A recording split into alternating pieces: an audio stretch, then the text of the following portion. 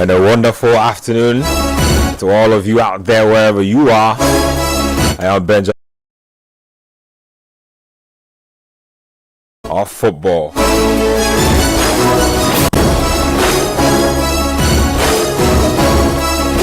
Your one-stop place for all updates, analysis, live social media reactions, some banter here and there, talking Premier League, talking La Liga, talking Serie A, the Bundesliga, the leagues across Africa, placing the spotlight on Ghanaian players. That's what we do. The Premier League started on Friday night and it's been cracking since. How are you feeling about your club? 0549 986 996 0549 986 996. Yesterday I was live here with Bernard Abeku, no, not Bernard, Gabi Ofair, Coach Christopher Nimley, and Manuel Kwache for 3 hours. It's pretty interesting. Today Adam Kai and Yaminta are here.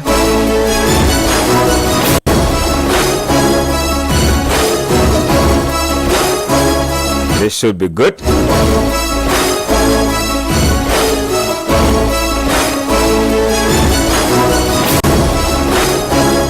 Already the Ghanaian brothers are lighting up the Premier League. Antoine Semenyo on opening day, he had to go through it all. Didn't matter to him. I love how the narrative around him is going. People becoming more aware to his talent, his ball carrying prowess, ability to use both feet. Or a Kodo. And then Kudus Mohammed said, "Hold my beer." 2 similar assists. Getting Richarlison to score. Probably one of the best goals of the season so far. I know it's early days yet, but the game with 1 goals have been wow. Yeah, just wow. Like I said, we are live on YouTube at Citi Sports GH. Also be live on Channel 1 TV's YouTube channel. We're live on 97.3 Citi FM. We're live on X or Twitter at Citi 97.3. And we are live on Channel 1 TV as well. Yeah, and then what's going on? Cool things. It's football is back, so like that's the feel. Yeah, that's the highlight of the season.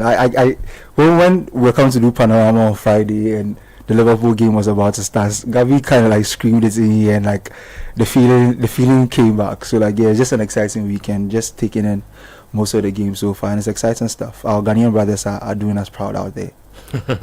Ghanaian brothers doing us proud. Yeah, we have a big game today. There's a big game happening, but you've been observing the Ghanaian brothers, the Liverpool unfolding. I could talk about Sunderland and what they were doing yesterday. West Ham United and Graham Potter. I don't know, it's early days, but I can see the writing on the wall. I don't know what you've been making of all of it. Just initial thoughts before we even get into the details proper. Oh yeah, initial thoughts. Week 1 had everything. I mean, and look, if I'm a marketing manager or a salesperson and I want to go pitch the product of the EPL to a prospective sponsor, I mean, I would just use week 1 as a sample. Just observe what happened in week 1. I mean, week 1, you had everything. You had the goals. Yeah. You look at Antoine Semenyo's goals against Liverpool. You look at Richarlison's second goal. Even today, look, Chris Wood, the goal that he scored for Nottingham Forest, third goal. Yeah. And we are watching the second half. It's 3-0 for Nottingham Forest against Brentford. And Chris Wood has 2 goals. And the second goal was very, very well played through. And very well wigged. And so, yeah, you have the goals. The quality of the goals were on point.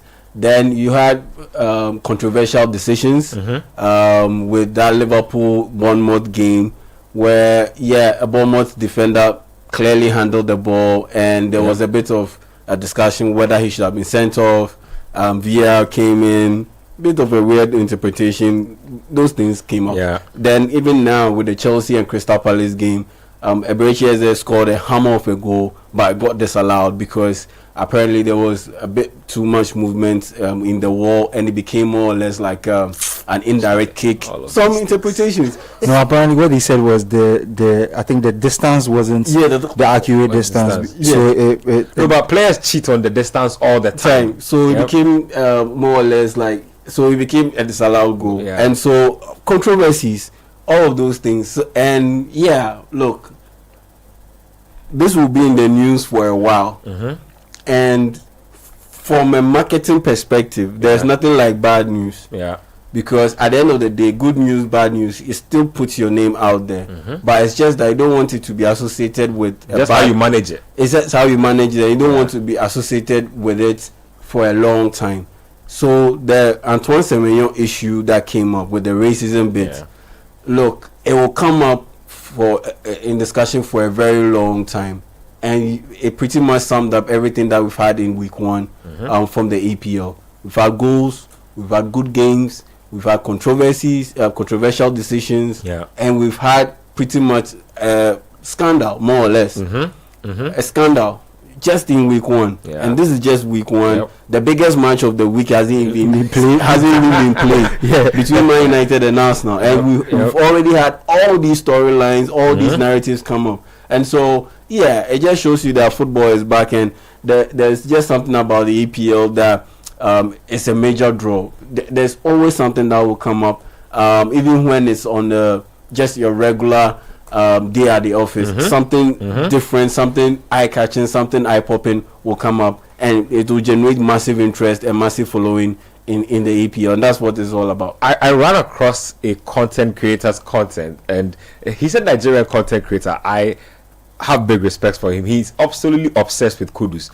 So he turned this whole Kudus and Semenyo performance into an agenda. He says he cannot believe for the life of him that Ghana can have access to a player of Semenyo's quality doing that type of stuff against Liverpool on opening day, have access to a player of Kudus's quality, and some way somehow managed to miss out on the AFCON. He flatly said that in his opinion, Kudus and Semenyo are the best winger pair in Africa. You can go and argue with whoever you think. He says that nobody can convince him that there's a better winger pair on the continent with either an Egypt, Algeria, Senegal.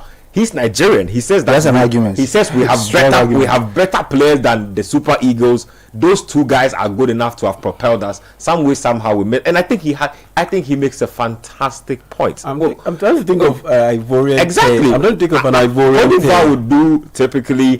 Maybe a Nicolas Pepe, Simon Adingra. They still play Max Gradel. Come on, bro. No, but Max Gradel has retired. After the last one, but the last with the AFCON, I think I understand. But he was coming off the bench. But if you think about it, and I think Senegal also have quite a number of talented wingers in there. But they are not big time. Like they are not an AFC Bournemouth scoring against Liverpool type wingers. That's what I'm saying. I mean, what? Well, you can think about it. Probably find one, but like us and a pair. And it's at the same time. I have to go through the Ivorian squad, but I think Ivory Coast would definitely have. I think Ivory Coast will have a pair of wingers that meets that standard. But either ways, I think he has a strong argument. Very strong. That's a strong argument. I was just talking about. But at the end of the day, I mean that bit of info that he put out there, it just summed up how bad things were when it came to the 2025 AFCON campaign. It was just bad. It looked like Otuado was out of his skis. It was over his skis. He just couldn't find that consistent touch to be able to do it. Because look, at the end of the day, he came in at short notice, helped Ghana to qualify to the World Cup. Then his weaknesses got exposed at the tournament.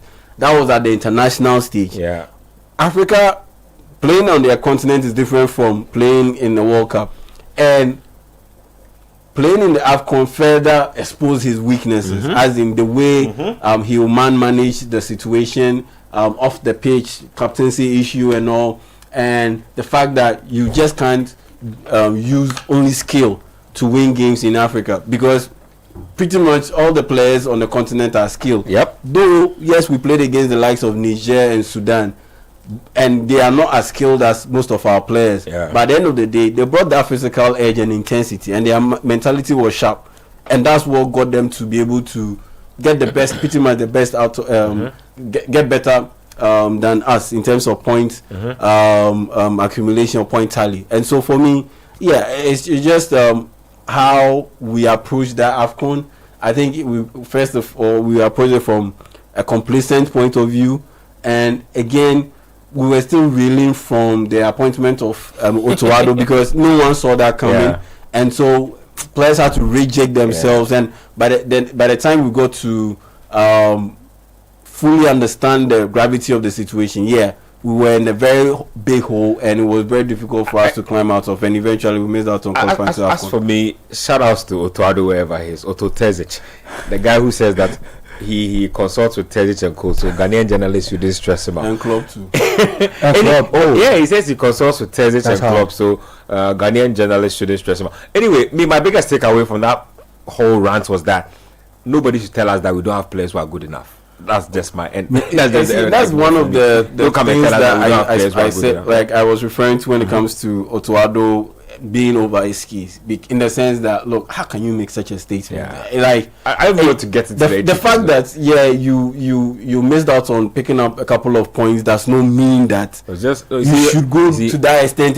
He was under pressure, so he was talking. That's what I'm saying. Like, you've missed out on racking some points, and you're under pressure, but that's a no-go area. Like Ghana is a country where you cannot simply blame talent. Yeah, and it's almost like you don't think the people are of a certain football intellect. Don't do that. If there's a problem with our national teams, then and it comes to quality, it's not overall quality, but the selection of the players. That's where there's a problem, because that's where you as a coach, you also have a role comes in. So if you cannot pick the right players, then your ability is also questionable. Yeah, because what you are saying about our pool is we have a great pool of players. I think if you take out the Montari ACN era, like this pool of players aren't bad either, and I feel like this pool is much wider. It's just because we have underachieved, we think they are not good. Because I think they are really talented players in the pool.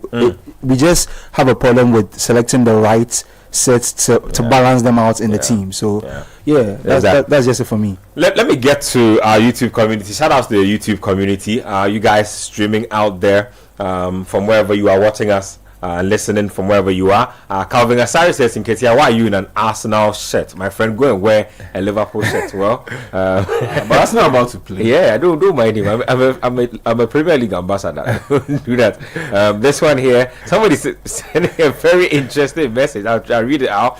Newtown Comics is the name. He says, to be honest with you people, this program is better than the Talk Sports coverage for me, because the Channel 1 coverage doesn't get to tackle and sway him. So somebody's getting his advantage out of this. That is one of him. And I think this gets a global reach as well because of YouTube. People can watch you from basically wherever they are, wherever in the world. So that's great as well. Thanks to you guys for tuning in. Nimsen Amwa says, West Ham spoiled my bet. You are betting on West Ham.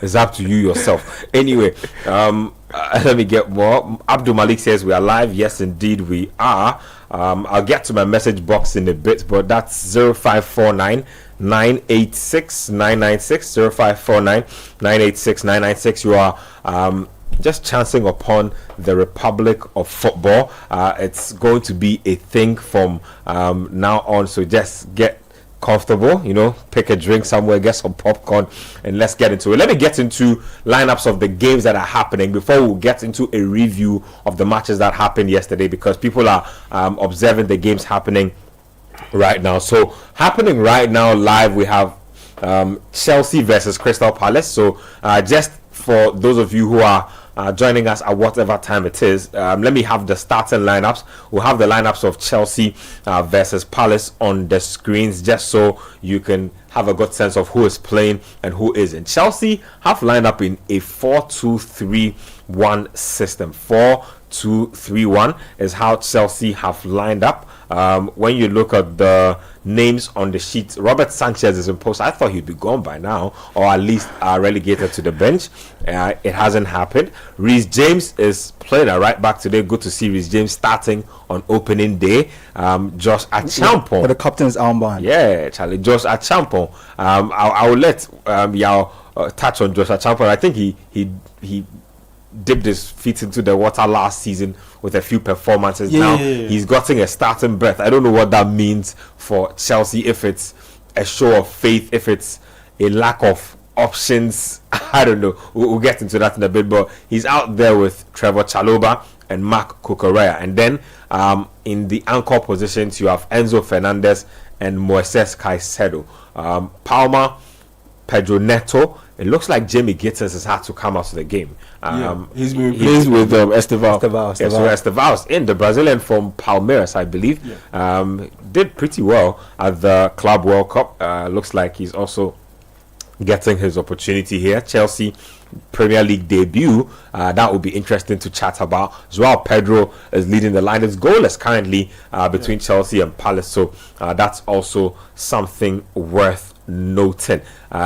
Let me get your thoughts on the lineups there, before I even get into the Palace lineup. Chelsea look like a brand new team. Enzo Maresca has been speaking very harshly about the players he doesn't want to work with. There are some people who say that while it's cool to be ruthless as a manager, he also needs to treat people like humans, and he needs to be careful how he deals with some of these things. But this is his lineup for opening day. What do you make of it?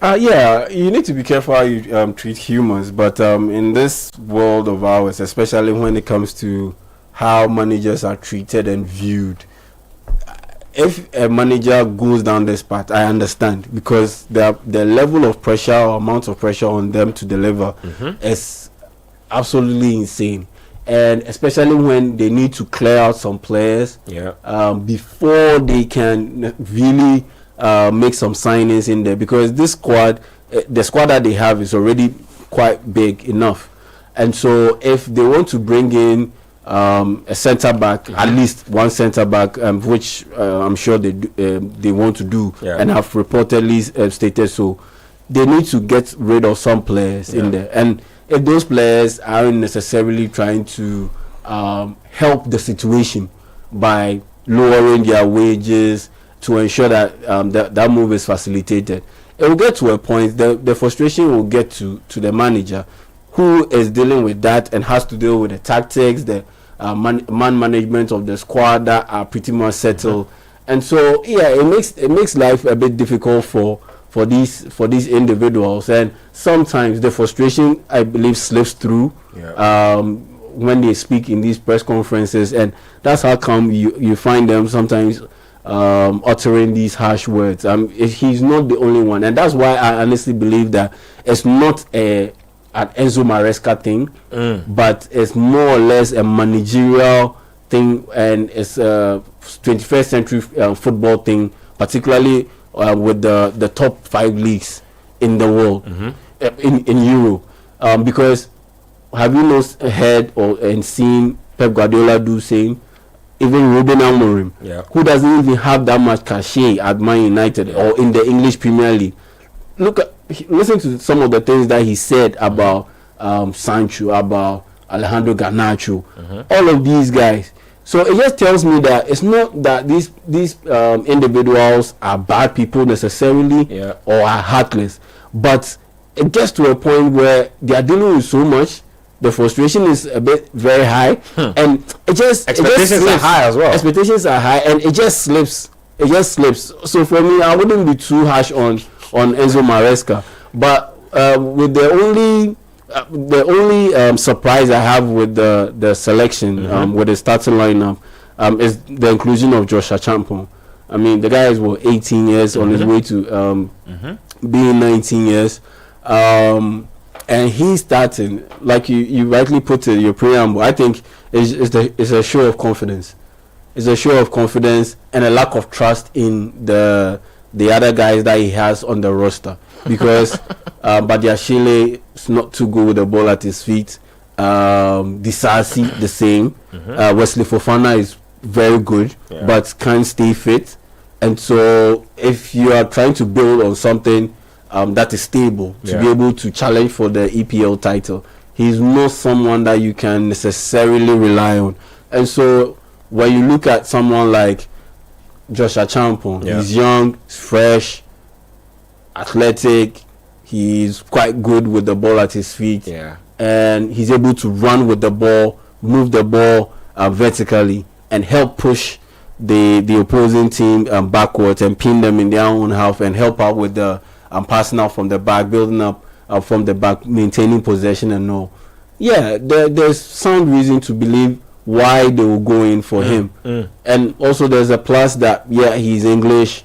You always want to give the young talent as much possibility as possible in terms of playing time. And so that's how I see it. There's a lack of trust in the option, in the options that they have, because if that is not the case, there's no way Joshua Champon, as good as he is, should be starting ahead of players who have received call-ups to the French national team.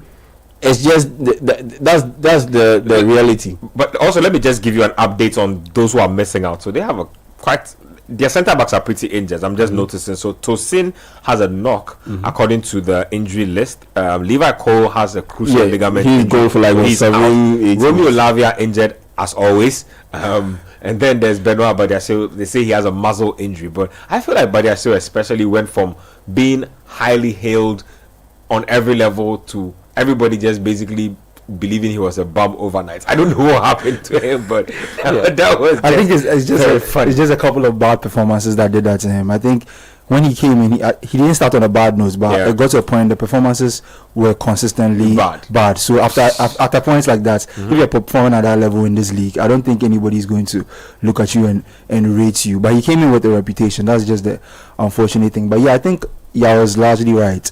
It just shows that as much as he spends on this talent and they have these options in the team, like the coach doesn't trust them that much to go for the youngster, because I've seen him play. I saw him play a couple of Conference League games last season, and he was really, really solid in those games. He barely put the foot wrong in those games, and obviously the level of the Conference League is not as high as the Europa League or the Champions League, but it's a good starting point for youngsters in and around his age, and he performed quite well. So in a situation like this where they are looking for some sort of quality, like some specific quality, because Maresca is very specific about some of the things he wants for his centre backs because of how he wants to build up from the back and how he wants his team to play, and Josh can provide that. So I'm sure he's just giving him the nod to show him that, we believe in your talent.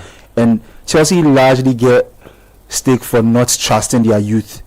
They have a good academy. They have one of the best academies in England. And they produce a lot of talents that go to other clubs, but most of them don't seem to find a pathway into their first team. So it's just nice to see them try out one of their talented players. I have a theory that a lot of players who teams let go to other teams are good enough to play in their own teams if they just have enough patience and guidance for them. That's true. I mean, sometimes you just need to trust the players just a tad little, but it just happens that a lot of them don't feel like they have the time. Managers feel like they need to buy big. But one of Maresca's big sticking points actually when he was at Manchester City was his ability to work with youngsters. So a lot of the new age players coming out of Manchester City right now, McCarthy, Cole Palmer, Rico Lewis, all came under his tutorship, so his tutelage. So I think he's a pretty decent and it shows in the signing that they made recently when it comes to the back line. Going in for the Ajax chap, Joe Hato. 19 years old. Perfect sense. 19 years old. He's played at the top level for almost 2.5 years, and so it's not like a green like Joshua Champon, who is coming in from the academy. He's played from decent first team football, played in Champions League and all, and so. If Joshua Champon performs and he does well, and Hato comes in, makes some very good cameos, and the options that are on the bench or aren't available due to injury don't pick up the shift, then I wouldn't be surprised if you have Hato and Josh Achampong starting in that centre back position with Reece James and Kukureya because being the experienced pros out wide and those youngsters man in the middle. Because I'm just peeping the bench right now. Philip Jorgensen, Joel Hato, like we said, left back, centre back can play. Malo Gusto right back. Wesley Fofana's on the bench. Yes, and he's fit. He can play. I heard Maresca speak about him. I think that's even where I concluded that this guy might be a little harsh. You know, somebody asked about if Wesley Fofana and Badiashile were good enough to continue playing for the club, and he says that when they play, the level they are at is not satisfactory for him, and you can see it with Wesley Fofana on the bench. They have Dario Sugo and Andre Santos, Liam Delap, and Tyreek George. Tyreek George is coming from the academy, like we said. But he's a midfielder too, so just like the others, he's midfield. And with satisfactory, in terms of performances, I mean it's not surprising because Wesley how many players do you know come out from a broken foot? There's a broken leg, multiple ligament injuries, and they come back into first team action and they start performing like they were.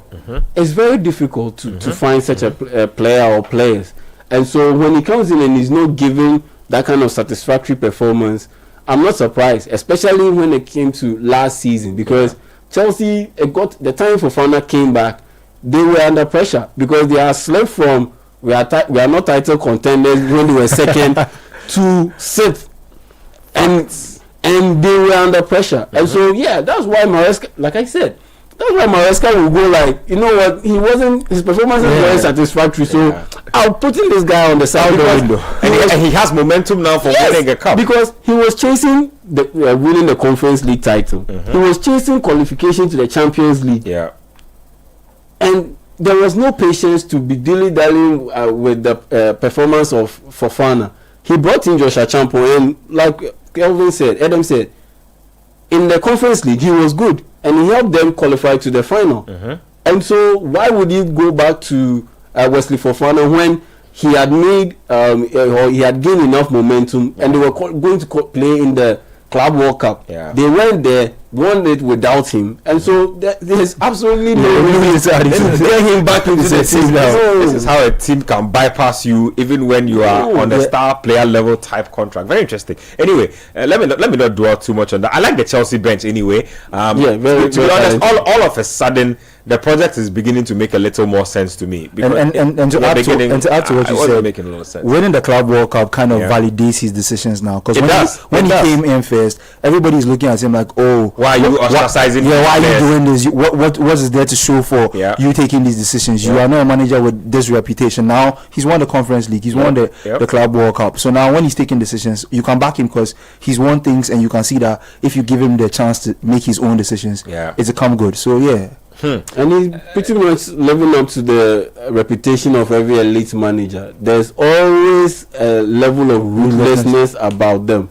Even the lovable Carlo Ancelotti, even him, he has a certain level of ruthlessness towards youngsters. He does not want to see a youngster until he absolutely has no option. Even those lovable coaches, they also have some level of ruthlessness to them. I don't know if you are familiar with Andy Reid, the head coach of Kansas City Chiefs in the NFL. Look at him, lovely guy, affable guy, always hanging around, laughing and all. But he has a rule: he does not speak to rookies directly. He lets his assistant coaches speak to rookies. So if you are a rookie on the defensive side, he'll talk to you. No, bro. He'll talk to the defensive coach or the defensive coordinator. Go and talk to this boy that he's messing up on this side. If you're on the offensive side, he'll talk to the offensive coordinator. Go talk to your boy to do this because he's messing up my offense.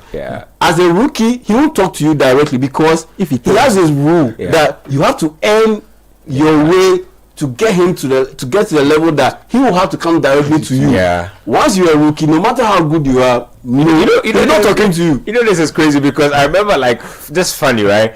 Off the top of my head, coaches who come off as nice guys, Jurgen Klopp, ruthless, has ostracized a lot of guys to the bench a lot of times.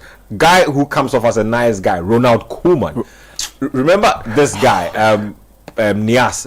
What he did to me? Yeah, he says he literally came to work one day and he didn't have a locker anymore. Why didn't he have a locker? Koeman says he has been relegated to go and train with the reserve team. And he didn't have the dignity to tell him. He says he approached the manager personally, and the manager says he has nothing else to say to him.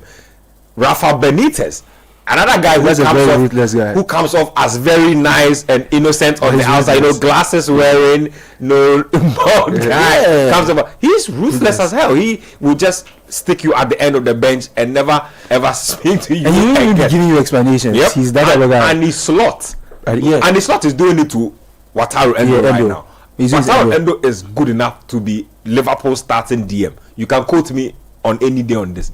He's good enough, but some way somehow the manager doesn't like him enough. It's very very specific things about his game. He's not playing. Let's not even talk about Mourinho and Alex Ferguson and those guys, because they are ruthless. So it has to get to a point where Pep Guardiola, it has to come to a point where you have to embrace it, because it comes with it. If you want to be elite as a manager, you have to be ruthless. And so I think that's what Enzo Maresca is aiming at, and so he has to follow pretty much the template and the script. Every time I remember Maresca, I just remember that celebration on the bench when Chelsea were up by 2-0 in the club. Like, it's just funny, man. That image just lives rent free. He has fed us for years. Oh man. Anyway, Crystal Palace are doing a 3-4-2-1 system today. When you look at the system that they have going on, Dean Henderson is in post for them. He has started winning things with Palace, so I'm sure he's very happy to be on this side. They have a 3-back system made up of Chris Richards, Maxence Lacroix, and Maguire. Maguire must be sick of playing for Palace. Anyway, Tariq Mitchell is at left wing back today with Will Hughes. I think Will Hughes has been substituted. I will just pick out, I think Jefferson Lerma has come on for Will Hughes. They have Adam Wharton and Daniel Munoz. My guy Daniel Munoz, fantastic right wing back. Ismail Assar, who's been on a tear recently. Abereti Eze, who can always do the unexpected, and then Jean-Philippe Mateta, a guy who is becoming more attractive to prospective clubs as he's getting older. Very interesting striker. Just quick thoughts on that, and I'll take Adam's thoughts on the lineup as well.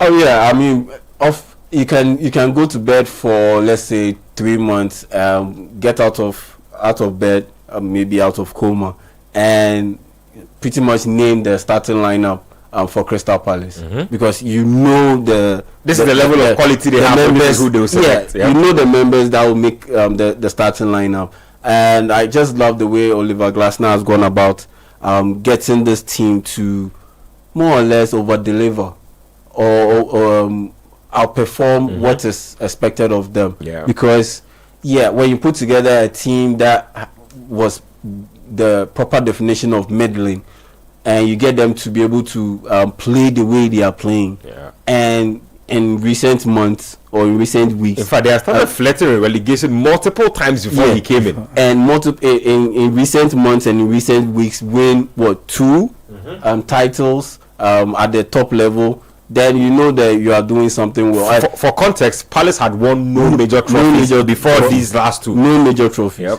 And the fact, and beyond that, you are getting the individuals to play above and beyond themselves. Because, like you mentioned, Mateta, look, coach used to clown Mateta. Mateta was nobody before all the time.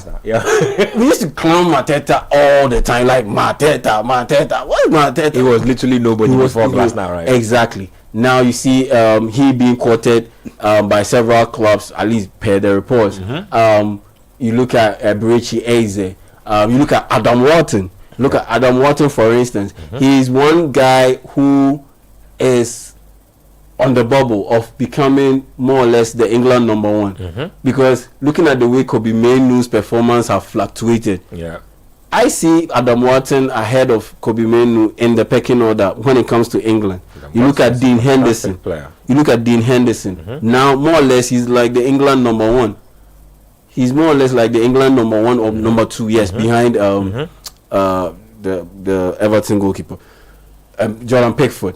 He's more or less like the England number 2. He surpassed Nick Pope when it comes to the pecking order. So for me, the fact that he's been able to get them to collectively play well, win trophies, and individually elevate their game. It just tells me how good a job that he has done. And in the lead up to this season, I wrote a little piece, and he and Andoni Raiola are my picks who are on the bubble. Let's say to make the jump to coach a top 6 team if a vacancy pops up, because if they're able to do well as they did last season, that means you have some solid sample size that you can tap from and be able to use as an argument. To be honest, his resume is rich enough for a big club. Yeah, I mean, he's won the Europa League with Frankfurt. Exactly, there are people coaching bigger clubs with a lighter resume. I say if something happens at Newcastle this season, for Eddie Howe, Glasner comes in. Very possible. Yeah, and looking at the way they are holding onto Chelsea's fight, I mean, 76. They've been frustrating Chelsea. Yeah, but what's going on? You know, the funny thing is goalless. No, but real talk is Crystal Palace have turned a corner for a minute. Like from the closing stages of last season, they just went on this surge where that led them to the FA Cup final, won the FA Cup final, won the Community Shield, and they've not slowed down since. And I mean, this is a London type of rivalry, West London, South London. This game means a lot to them in a lot of ways, and for them to have players who are being openly courted. And Maguire too. Yep. Yeah, and they're starting the game. Maguire being openly caught. Probably negotiating a deal with Liverpool as we speak. And they're probably negotiating with Spurs. Eze is kind of on the Tottenham deal is kind of it's looking clearer. Adam Wharton, Mateta. If he continues to play this way or play well since he moved over to England, Lacroix will be another one to look out for. Big money move. Yeah, because he's French and he's 6'3". Yeah, very quick, very good, very pacey, very powerful. Can play in the back three, which is in vogue now. Yeah. Pretty much about half of the managers in the league are playing with the back three. Yeah, you'll definitely be courted by a lot of teams. And looking at what they are producing out on the pitch, I'm not surprised that they are holding Chelsea to a very frustrating goalless draw. 77 minutes? That's crazy. Chelsea headed for Chelsea swore that they were going to hit the ground running, but they've had to take Jean Pedro off to bring the laugh in already. Let's see how that goes. Let me get to my message box and read some of your messages coming through from those of you who are listening to us on radio. I'm not sure if some of you guys are watching us on TV as well, but let us know. Halilu from Kaswa, Liberia, says, good afternoon, guys. I'm enjoying the show from a 15-meter height on a warehouse roof in Kaswa, Liberia. What are you doing there? Please be safe. Why? Anyway, Chelsea, please, Aston Villa and Old Castle have cancelled 3 of my slips yesterday. Say Old Castle. Says, do me a favor. You are my darling club. Go Chelsea. Ayuba Halilu with that one. Ken Charles says that Arsenal winning by 2-0 today. The Mask Man and Nelly doing the job. So that's Victor Yokeres you're talking about. Let's go down. Nene Puplampu from Dakoman says, with the new World BBC upfront in United promising a minimum of 60 goals, trust me, it's season 21. Go Man United. Hey, Charlie, it says 60 goals. Which one be the BBC? No, Benjamin Sesko, Brian Mbeumo. Hey, Charlie. BBC. Hey, Charlie, I didn't know we have the BBC. I know is Benzema. You see, Benzema.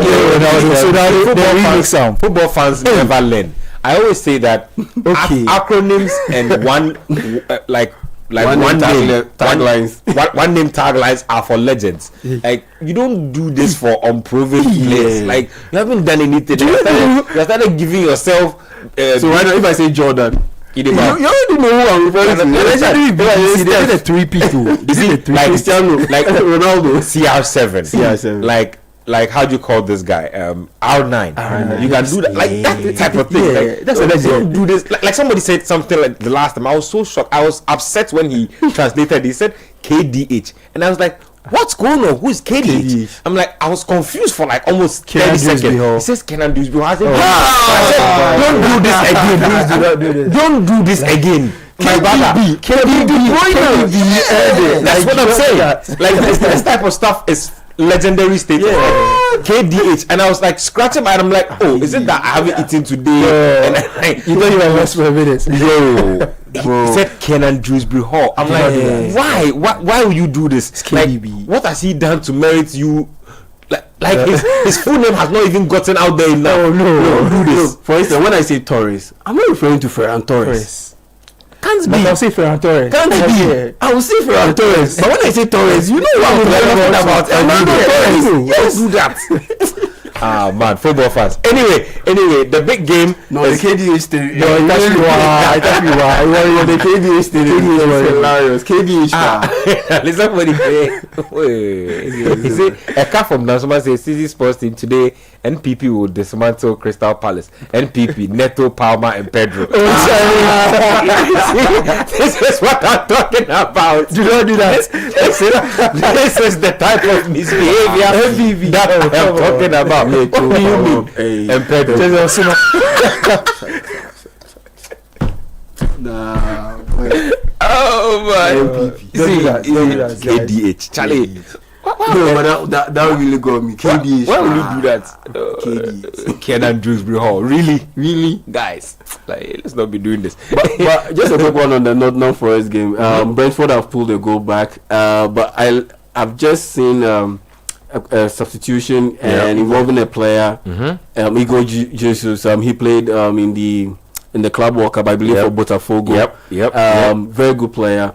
And the player he replaced, I mean, I look at the profile of the player he replaced. That's Ndoye. He plays for Switzerland. I think on that note we can have the lineups for the Forest and Brentford games displayed on the screens. Go on. Yeah. And Ndoye, he plays for Switzerland, the Swiss national team, and he's quite pacey and pretty much a direct replacement for Anthony Langa, who they sold to Newcastle. And so they're pretty much rolling out the same template that got them to success, a very successful season last season, albeit with some help from the off the court litigation issues. So now, instead of playing in the Conference League, they are going to play in the Europa League because of the issues concerning Crystal Palace and their registration issues and all. And so, Nottingham Forest, I love what they've been able to do so far, keeping Morgan Gibbs-White, bringing in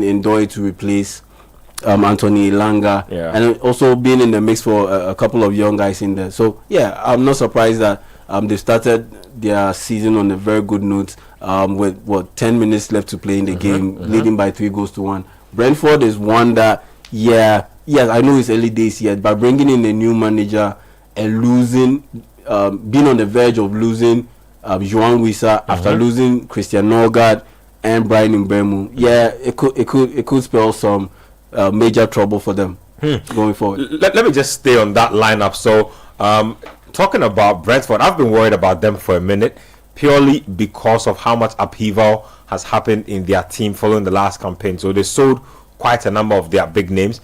In the defense, you have Rico Henry, Nathan Collins, Seb van den Berg, and Michael Coyote. Calvin Keller has the goalkeeper. I think that back is solid. If they don't get rocked by too many injuries, they are decent. Especially to Rico Henry, because he was on a brilliant tear, and I think I ranked him as the best left fullback last two seasons behind Pervis Estupinian. Before he got, I think he tore his ACL. And so pretty good wing back. Pretty good guy. I like that backline. I like Michael Coyote a lot. Fiorentina youngster. He's supposed to be Nigerian, but he's actually Italian. Like, that type of just like Destiny Udogie, third generation Italian, more like that kind of situation. I would put it that way. So Michael Coyote is it's about like 20 years, very young fullback, can play both at right back and at left back. He was, I think, during the winter window last year, and then they managed to make the deal permanent. Matthias Jensen and Yeho Yamuluk are the people or the players who started in this one. Jensen has been substituted, and I believe in his place came Jordan Henderson. So Jordan Henderson in the mix there, a guy that I was never really fond of. Anyway, a conversation for another day. Fabio Carvalho is getting a run in today. They completely wasted his time last season. When you say they wasted his time. No, he didn't also pull his weight. Fabio Carvalho. Yeah, He got didn't some pull his chances, weight. He didn't pull his He weight. barely He got put up- chances. He got Yeah, chances. He he didn't barely pull put his up weight. performances He didn't that's pull his keep him in weight. the And that's team. where the biggest I concern thought they is. were benching him because upset, and then they played him a little. Yeah, I think that's where the biggest concern is. The front line. Because if you are taking away Mbeumo, João Wissa, and their replacements Fabio Carvalho and Luis Porter. Yeah, that's where there's a bit of concern. If those guys don't step up, yeah, the drop off in the goals will definitely affect them, and it will affect their standing in the league table. Let's talk about Man United and Arsenal. That's the big game for today. The big news is that the starting lineups are out, so we can dig our teeth into that. Yeah, but before we do that, just a quick one on the Semenyo issue, the racism bit. Look, I've seen the statement put out by Gianni Infantino, the FIFA president. Okay. Yeah, same old. Racism has no place in football. It's like a template that is lying there. Look, I think He says, "Hey, please activate the racism template." I think we should be serious about these things. They need to be serious. Look at the level of intensity and the energy they used to fight the Super League. You saw how intense it was. But this thing has been around for years, decades, and it's still not getting the necessary push. Just a quarter of that effort. Yes. See how they were all outraged by the idea of the Super League. Just a quarter of that effort. That's what they need to do to be able to approach this. Taking the knee and those things. Taking the knee. Even Wilfred Zaha at some point stopped kneeling because it wasn't having the effect. He stopped. Look, at this point in time, call me crazy, but the black players who get abused should court other players to leave the pitch. Once you leave the pitch, the games will be compromised. Once the games are compromised, the product will be compromised. Once the product is compromised, the money eventually will be compromised. That's when the organizers will feel the need. Yes, will set up because it's all about the money. This Super League thing that you saw them aggressively campaign against, because money was is because of the money. Their money was good to be heavy. So adopt the same approach. Adopt the same approach in fighting this racism thing, because at this point it's getting a little bit out of hand. Because 2 days earlier, Matthias Tel of Tottenham Hotspur suffered the same thing in the Super Cup. Because he apparently missed the penalty. And all of a sudden he got racially abused. Online and in person too. And this is off the court, now off the page. Now online, look, if I'm a black player or a black athlete, yes, it's true, you can get endorsement deals off your tweets, of the pictures you post on Instagram, all of those things. But is it really important, and does it really fetch you the kind of satisfaction that you need, because the amount of money you get compared to the level of abuse that you get, is it at par? Especially when, if players can be in a position where they can make money off their social media handles, endorsements and all those things, then it means that the player is pretty accomplished and is raking in some serious cash. So there's no major reason or need for you to wholly depend on getting endorsement deals online. So you can do without all these online platforms and make sure that, look, if you are not protecting me from all this nonsense, then there's no point in me being on your platform, because at the end of the day, me being on your platform also adds to your pool of money. Because people, athletes draw people to be on social media, to get on social media. So if they are there are people whose content creation literally revolves around the existence of athletes. Exactly. Literally. So, and you are making money off this content. So if the main players or the main actors in all this content creation, all of this sports content that brings you money, are being abused, and you are not doing much about it, then I'm better off taking off, getting off that platform. And that's what black players need to start doing. Let's say, imagine Marcus Rashford, let's say Bukayo Saka, I know he's very unpopular right now, but Jadon Sancho, he has a significant following. All of these players going up and say, okay, we are taking our social media handles down. Trust me, Meta and Co, they'll sit up and do a better job at dealing with all these racism things. So for me, that's the little bit I have to say on the racism bit. It just needs to be a little more holistic. I agree with you. Let me get into starting lineups for the big game. It's at Old Trafford. The funny thing I saw today, the football fans are hilarious. Casemiro posted that he was excited ahead of the big game today, and then all of a sudden there was a meltdown in his quotes.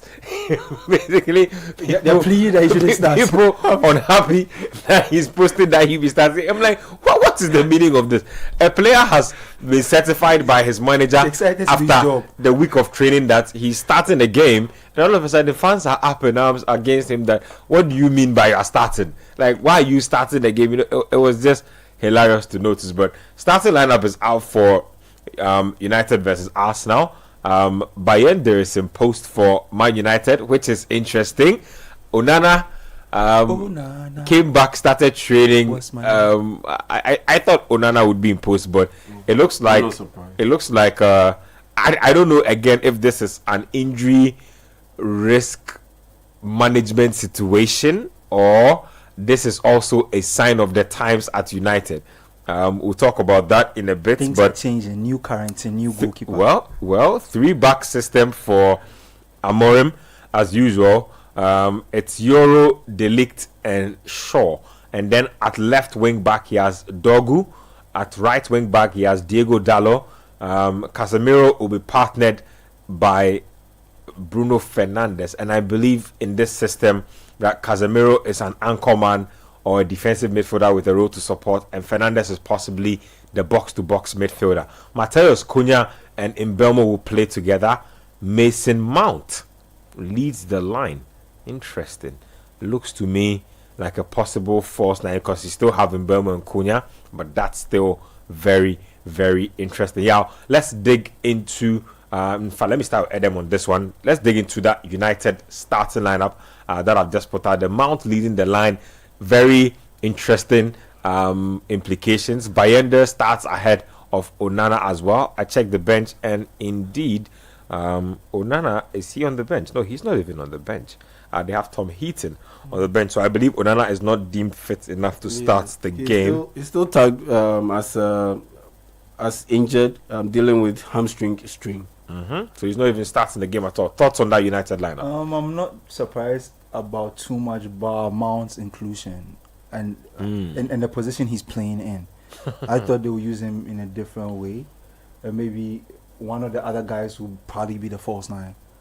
But I mean, I'm not too surprised. I don't think he wants to count on Rasmus Højlund as he looks to be on the move, and Šeško just came in, so I'm sure it's too. Is Rasmus going to be on the move? It looks like. It looks like. I think some Italian teams are interested. AC Milan is interested. I'm interested in him. So yeah. AC Milan like buying other people's garbage. I don't even understand. Anyway, let's stay on the topic. Yeah, but with Mount's inclusion, I just hope he can put in a good performance today. Before the season ended, he was picking up a bit in the Europa League 1. He had a good run of games in there, so I'm sure he will look to carry on in that same fashion.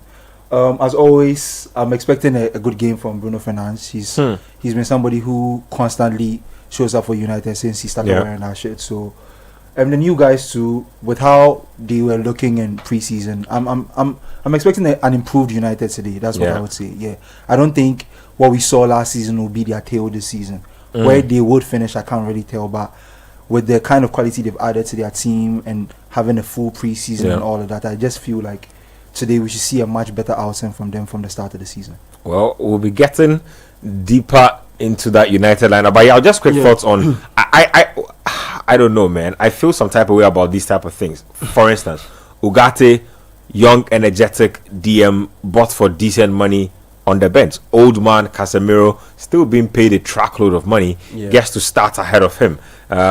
Kobe Mainoo, once upon a time, the golden boy, the iron boy, the everything on the block.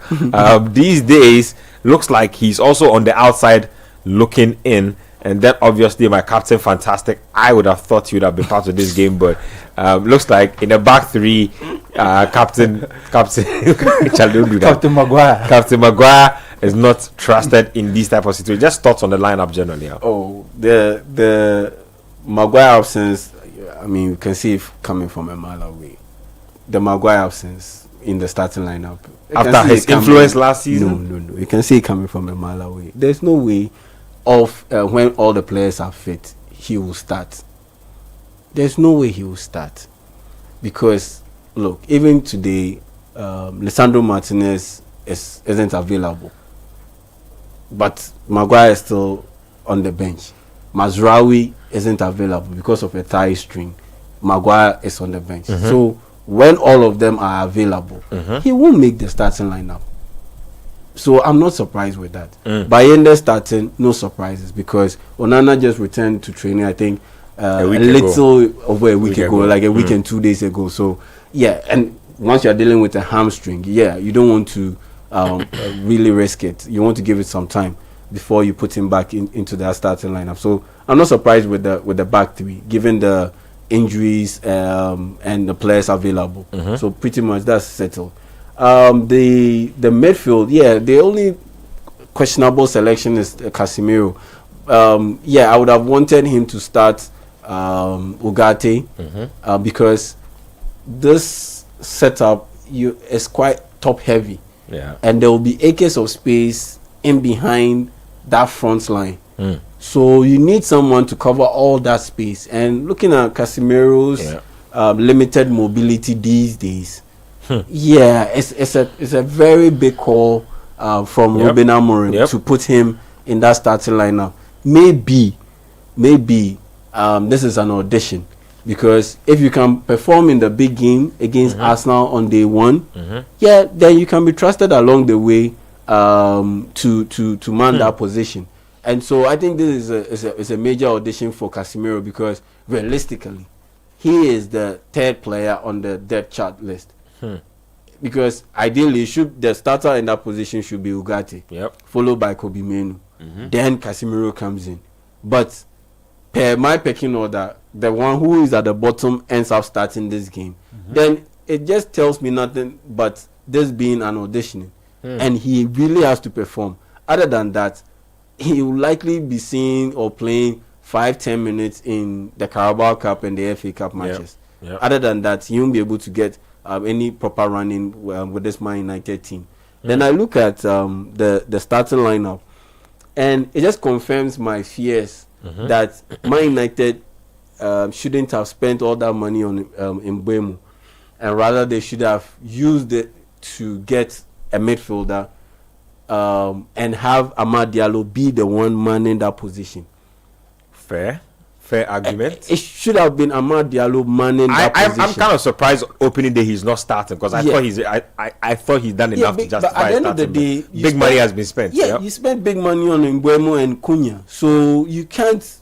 Why can't Amad play, and why does Mount have to play ahead of Amad? That's it for me. That's what I'm saying. Play Cunha on top. And then play Amad and with Mbeumo. Again, that's where the bit of auditioning also comes in. I was about to get to Mason Mount.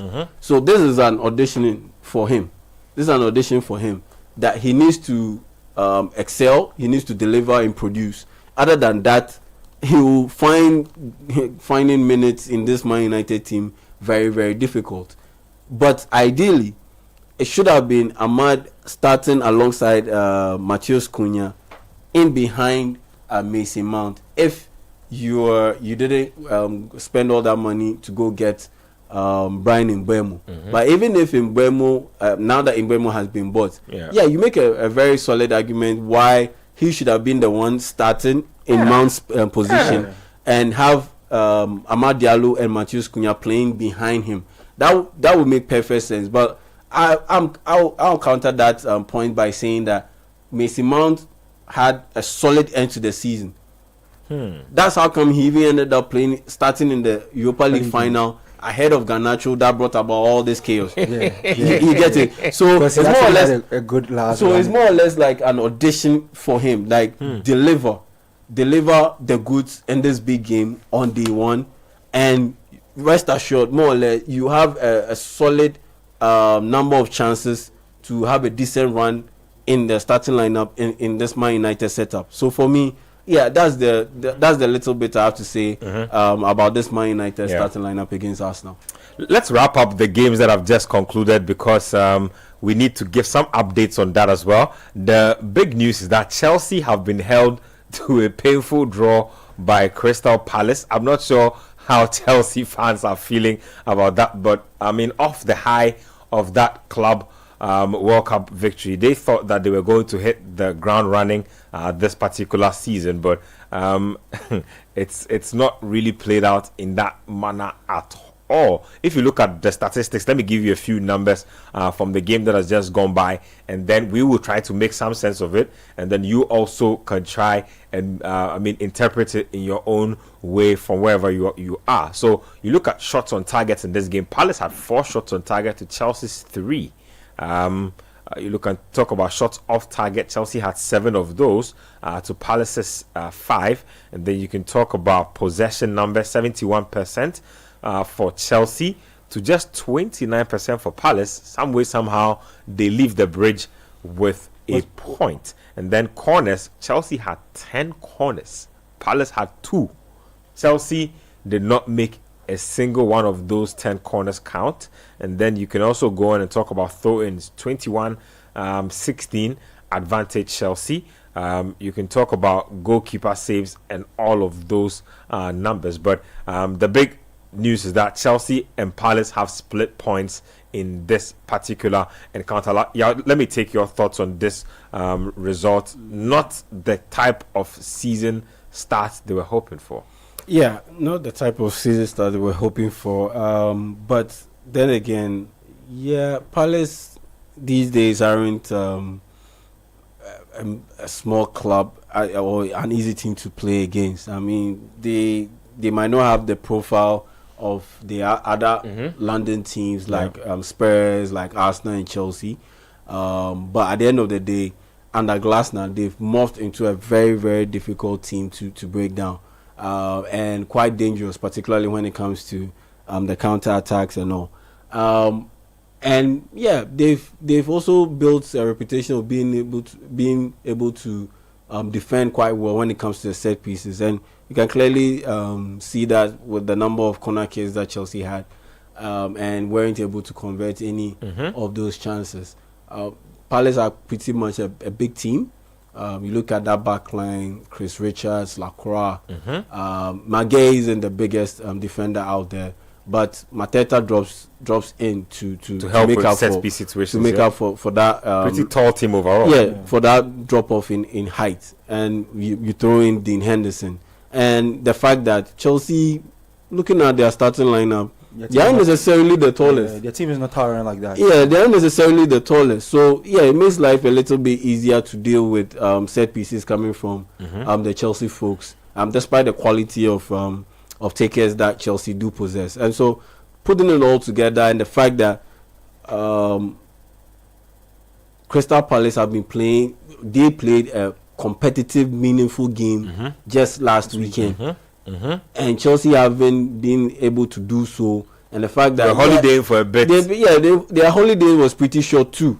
So if you are playing a team that has warmed itself up pretty well, and you are now getting yourself out of the cold on the first day, they will look. It will definitely look rusty. It will definitely look rusty, and that team that you are playing against is a quality side. And so 0-0 is not the most surprising result out there, but it's not the best result for Chelsea. At least I thought that with the quality that they have, a slender a slim win would do. I thought a slim win would do. I thought they would steal it at the death. But Crystal Palace largely reduced their possession to meaningless passing and floating of balls into the box that didn't really have an effect. So Glasner is doing a pretty good job. I'd just love to see how the team looks should he lose either Eze or Gehi or both, because those are 2 players that are very, very important cogs in the team at the moment. So losing them will mean that he'll have to sit back and re-strategize with either existing players or whoever they might be able to do business and bring in before the window ends. If they end up losing Gehi, then they should look straight away at Arsenal. To get a central defender. I think that they on loan. I mean, look. If you've known for a minute that you're going to lose Gehi one way or the other, unless they are delusional. Yeah, I think Eze as well. You should have a loan for someone like who Mosquera or another one who is. No, maybe Arsenal is not letting Mosquera go. No, maybe Jacob Kivio. Because Arsenal have 7 defenders. 7 central defenders. That's a good name to throw in, because I think Jacob Kivio is a good player who's not been given a fair chance at Arsenal. So probably, but does maybe Kivio want to go on loan to Crystal Palace? That's the bigger question. At the end of the day, look, you're not going to get much running with this Arsenal team. You'll be reduced to playing the Carabao Cup and all. But with Crystal Palace, at least you'll be still playing the Conference League and all. So it's a big step up than the playing in the Carabao Cup. And another name, if let's say Maguire goes, Crystal Palace should look at will be maybe looking at Man United, Aiden Heaven, someone like that. Maybe someone like that, because if Lisandro Martinez returns, Mazraoui returns, it will be very difficult for Aiden Heaven to get playing time. And so those are some names that they should look out for should Maguire end up leaving. Well, Chelsea Football Club goalless draw against Crystal Palace. Very flat beginning to the start of the season. They were hoping for big things today because Joao Pedro was starting. But I generally look at the Chelsea team, and there's literally so much upheaval. So much has changed in the course of the season that, I mean, this does not really surprise me.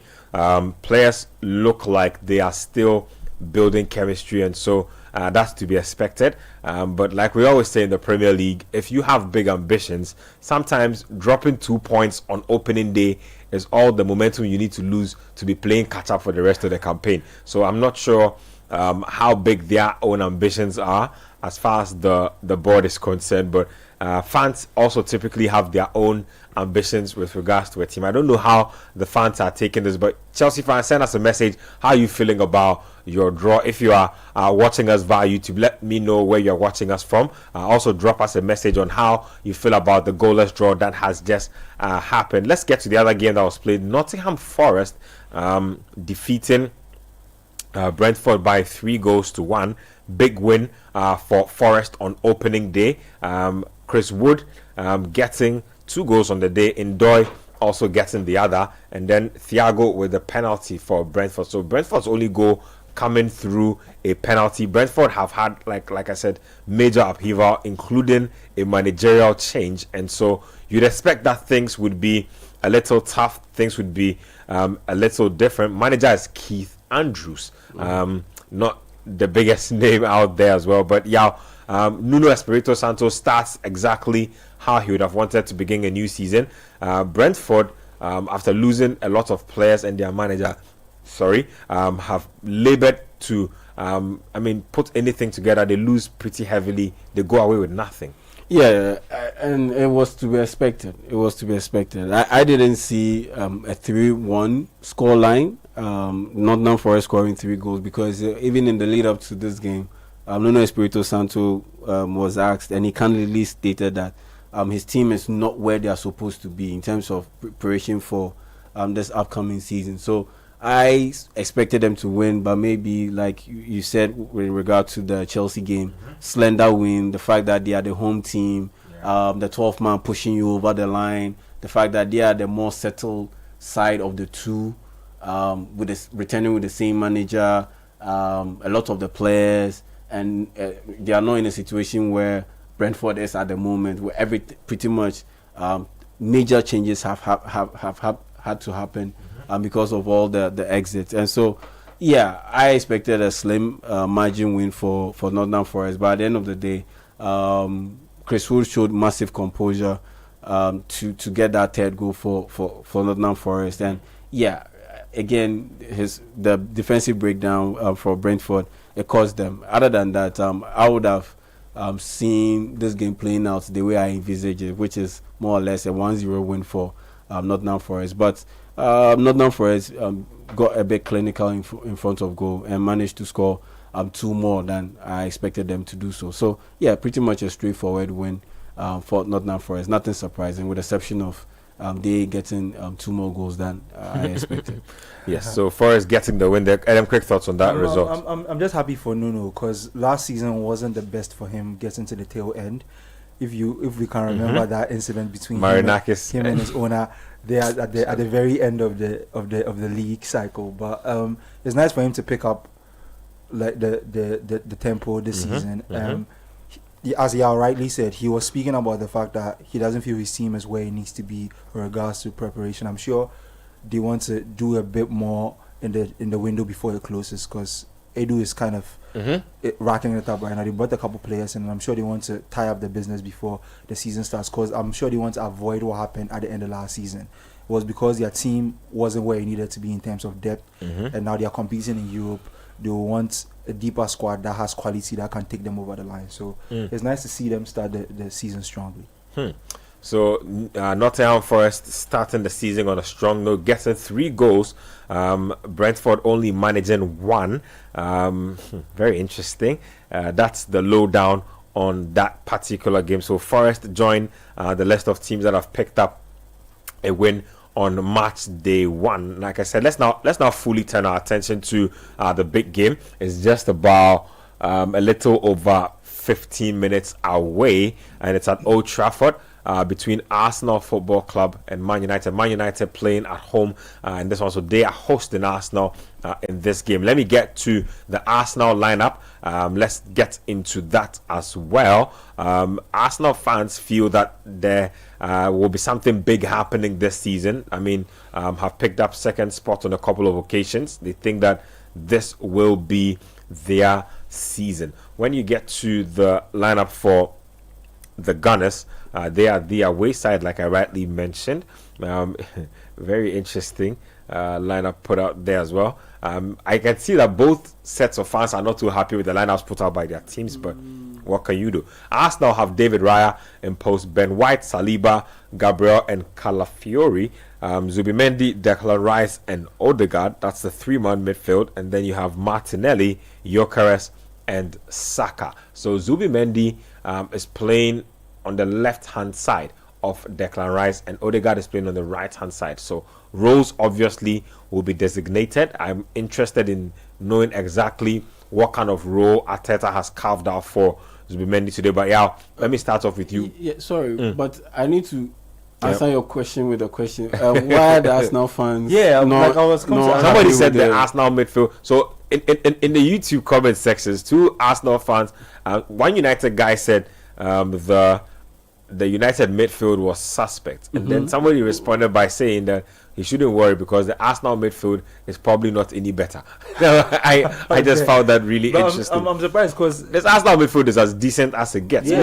Maybe there's the uncertainty around Zubimendi because he's a good player, but you haven't seen him in the PL. You haven't seen him in an Arsenal shirt yet. You don't know what to expect. Odegaard, I think a lot of people are not very high on Martin Odegaard purely based on how he ended last season. Very unsure of himself in a lot of performances. It's just what it is. Those things carry on, but big facts is that 2 big name signings are starting today. Gyökeres gets to start in the Premier League today. Zubimendi gets to start as well. What are your expectations? For the role, I think Zubimendi should be playing in the middle per the structure of the formation that we have on our screens. Which is why I was a little surprised. He should be playing in the middle because he does not have that kind of vertical speed to be going up and down, shuttling between the defense and the offense, like Declan Rice. So that Declan Rice should be the one tasked with that role, and have Zubimendi play as a deep line playmaker, just chicha passes, just distribute the passes, long range, short range, diagonal passes, hit them over to the lateral sides where you have your defenders, your wing defenders, be expected to be the ones to receive the ball and continue the move by dinking in the crosses to Victor Gyökeres to be able to finish them off, because that Martinelli and Bukayo Saka won't stay out wide. They will always drift a little bit infield, and that will create that pocket of space in behind for those wing defenders to occupy. It's a very good lineup that Arteta has put out there. My only worry is about the outlet out of defense, in the sense that if it's on the right side, Ben White. Look, just move over to citisportsonline.com. I put out an article there, and I cited why Arsenal might end up not winning the title, not because they aren't a good side, not because they didn't sign the right players, but because of the lack of proper production on the offensive side from the right side of defense. And it's Ben White who normally mans that position. Back in the day, used to be Tomiyasu, but due to injuries, he's not available, and now he's been shipped out of the team. Look, last season, Ben White's accuracy when it comes to crosses, it was just 17.6%. That's on the floor. 17.6%. That's bad. And you need the delivery from that side of the pitch to be on point. Liverpool scored a ton of goals over the past 3-4 seasons because of the presence of Alexander-Arnold and his quality or his ability to deliver quality crosses. Ben White's crosses, they are not even beating the first line of defense. They are not doing that. Or if he beats the first line of defense, it's ballooned way over everyone's head. And Arsenal tend to miss out on good scoring opportunities because of that poor delivery from that side of the field. And so, for me, like I wrote in my article, look, use Declan Rice as a right wing back, somewhat. Then play with a 3-man back line. And so instead of having Calafiori in there, you have Gabriel Magalhaes to man the left side. You have Saliba, who is the most comfortable with the ball at his feet, manning the middle. Then you have Ben White on the right side. Then you have Zubimendi as your sole pivot, with Luis Kelly as your left wing back, Declan Rice as your right wing back, Kai Havertz and Martin Odegaard manning the middle. Then you push Bukayo Saka closer to Gyökeres and have those two play in a 2-man unit up top. I think that would be perfect, and start the evolution of Bukayo Saka, because these days he's not your typical winger. He's not your typical winger. I see him. He's more inside forward than winger. Exactly. I see him as Antoine Griezmann. When Antoine Griezmann started out at Real Sociedad, he was a flat-out winger, out-and-out winger. Then he evolved. He started drifting infield, becoming more of an inside forward. Then he completely changed his game. The left winger. Most people don't even remember. Most people don't remember. Oh yeah, I remember him very well. As I said, that inverted with very stylish hair, big blonde hair. Yeah, exactly. Then he became that perfect foil guy who played off Olivier Giroud particularly well at the national team, and Diego Costa at the club level with Atletico Madrid. He was playing off him. And it totally evolved and changed his game. That's how I see Bukayo Saka's game moving on or getting into the future. So you start it early, pretty much early, because the amount of minutes that he's played, the responsibility of constantly tracking back, it's a bit too much.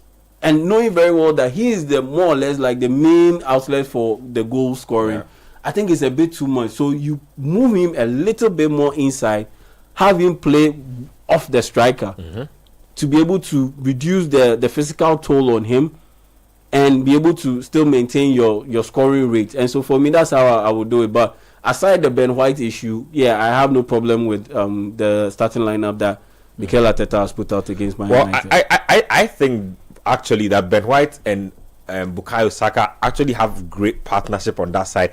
My only problem is that, like I've always said, I don't believe in this new modern manager philosophies about playing centre backs at fullback, because Ben White in my eyes will always be a centre back. I'm not even sure where this whole thing about playing players like that as right back started from, but it works for Arteta down that right hand side. So What do I know? Anyway, Bellyman says that regardless of what happens to me and my team United this afternoon, Chelsea has already made my day so good. Skipper Da Vinci from Ashali Butcher says, I didn't know you guys were live on TV. I was just going through the channels looking for what to watch, and I pounced on you guys. Haaland saved my FPL yesterday. Joao Pedro not as well. Yeah, we're live on Channel 1 TV as well. So please enjoy. Charles Adoboy from Oyibi says, I am not happy with the outcome of the Chelsea game. We will be back next week.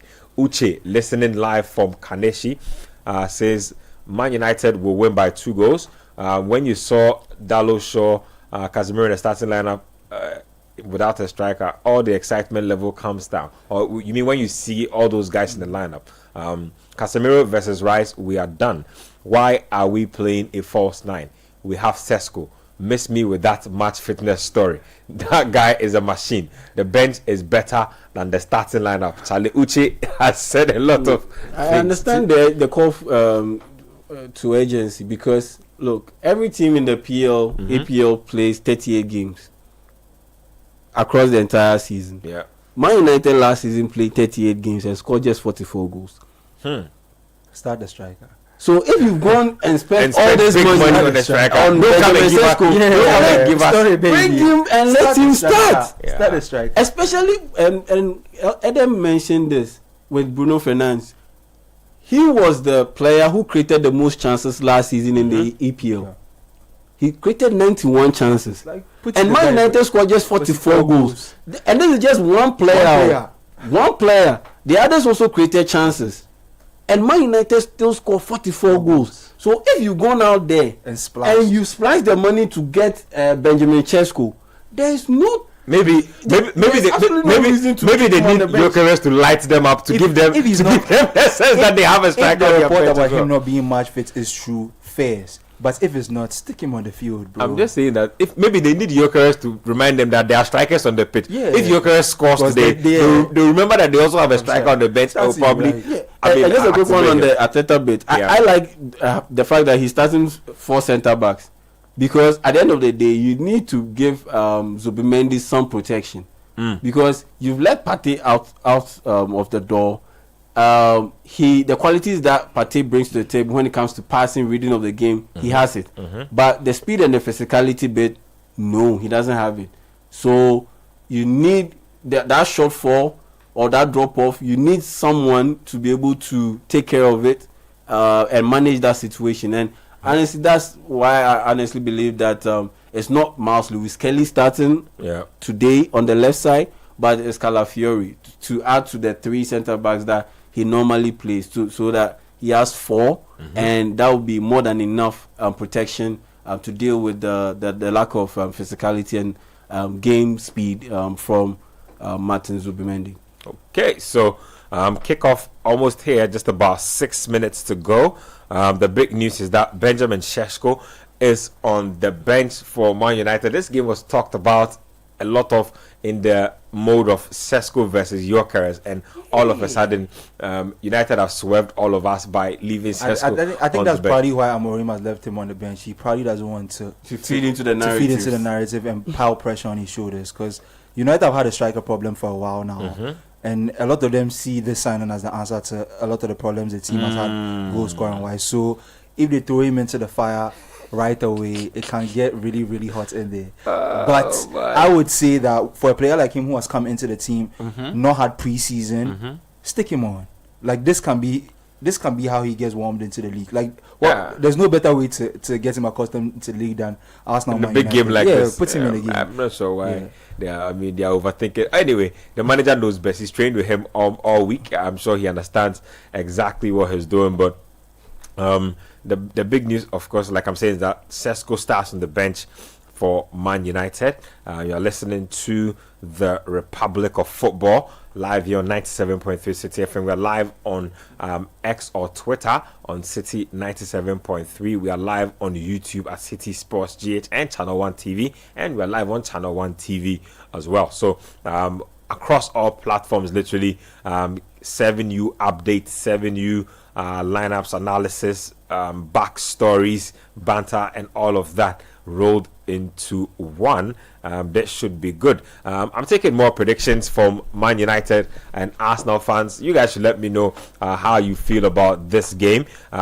Predictions, guys. Let me know how you feel. Who is winning this game? Send us your thoughts via text, WhatsApp, and Telegram as well. 0549 986 996 0549 986 996. You can also send us your thoughts if you are watching us live on YouTube. Just drop us a prediction in the comment section and we will get to it.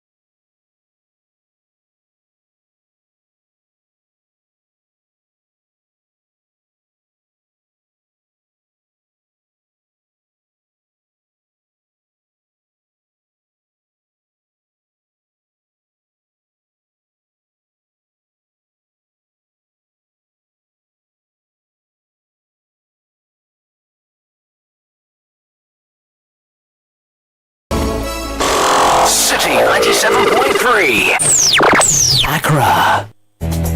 Hello everyone! Prices continue to drop at Electroland Ghana Limited. CDA Picky promotion on Samsung, TCL, Media and NASCO Electronics. Get a NASCO 24-inch LED flat for $899 Ghana cedis. Starting from 2,999 Ghana cedis, you can get 6 kg NASCO washing machine plus a free gas stove. And the Media Inverter 1.5 HP R410 Unicool split comes with a free blender. And when you purchase 65, 75 and 85 TCL QD Mini LED 4K TVs, you will get a free TCL FHD Smart Android TV. Now buy a Samsung 578, 582 and 636 liter side-by-side refrigerators and walk away with free microwave grill. Go to our showrooms and dealer stores across Ghana now. Call 050-315-9739 or www.electrolandgh.com for inquiries.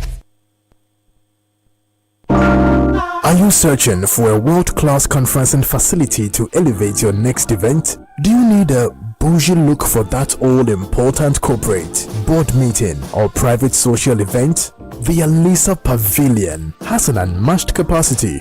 Our expansive conference center comfortably seats 1,000 persons in a theater-style setup. This makes it ideal for large conferences, product launches, weddings, social events, and exhibitions. There are 2 executive boardrooms set up for your high-profile meetings. With the importance of seamless technology integration, our facilities are equipped to support your audiovisual needs. Looking for an oasis of bliss? Saunter into our Oasis Lounge and Bistro on Thursdays for Thirsty Thursday, while you enjoy a whopping 15% discount. Make a date for Saturday Barbecue, where we have alfresco dining for nature lovers in our lush manicured lawns, while you savor lip-smacking dishes.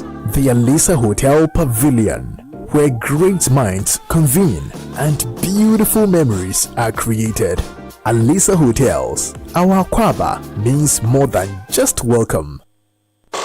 City 97.3 Accra.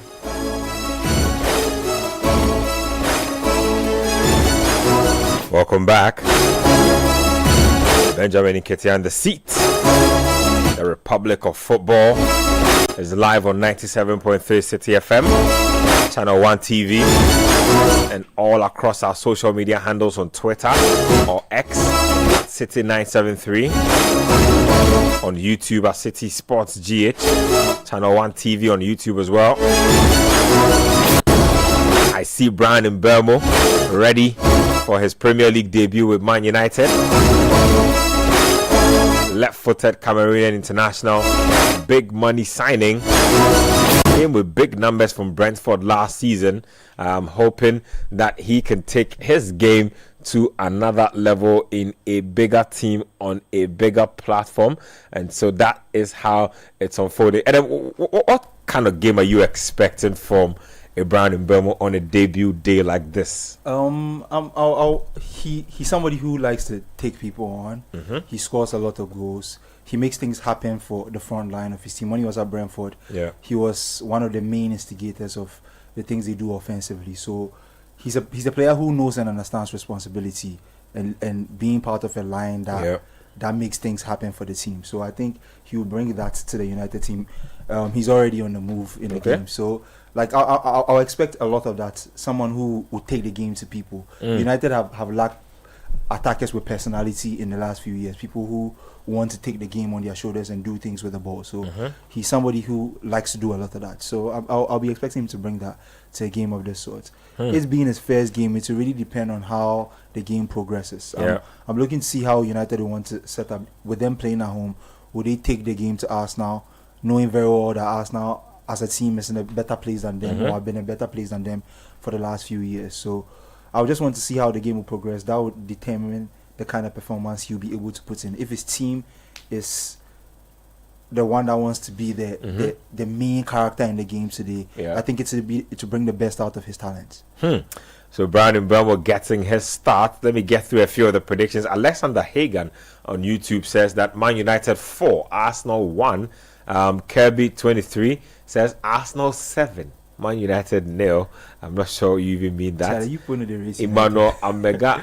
Okay, he's also saying you thought somebody was Liverpool. Okay, more messages coming through. Drop us your comments on YouTube. Hit the like and subscribe button as well. Let's get into more messages. Ebo Isaac watching live from Sacramento Village says, good afternoon, Ben and the guys. Stubborn Chelsea held Palace to a goalless draw this afternoon. Hate watch was successful. United winning against Arsenal by 2-1. Elisha from Ashaiman says, good afternoon, guys. The Newcastle fan, why are most managers nowadays obsessed with the 3-back system? I've checked most teams and that's their formation. Maybe the world is healing from Pep football and choosing a more robotic one. Anyways, easy win for Arsenal at New Trafford. I don't think he's a Newcastle fan. Interesting for me.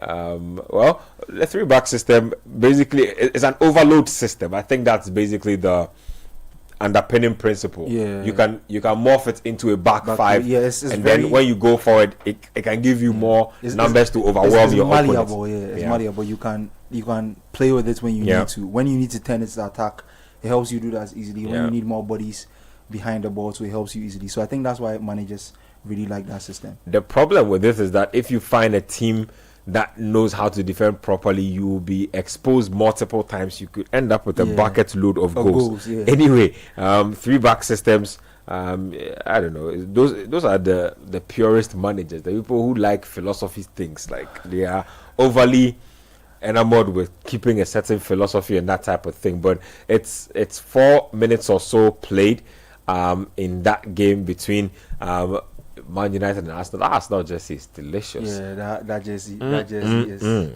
white, just white with trimmings of burgundy and some gold in there. Adidas are really going in this season. And then there's Man United. I don't know, but I don't know about United, man. I'm never ever excited about United jerseys, especially the home jerseys. Like every team will find a way to excite you one way or the other. But, I mean, have you seen their jersey?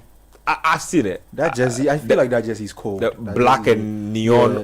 That jersey is really good. I've seen it. And they had one from the last set that was all white. That was really nice. The third jersey they have this season, they had something close to it, either a season or two ago. I think coach even has one jersey like that.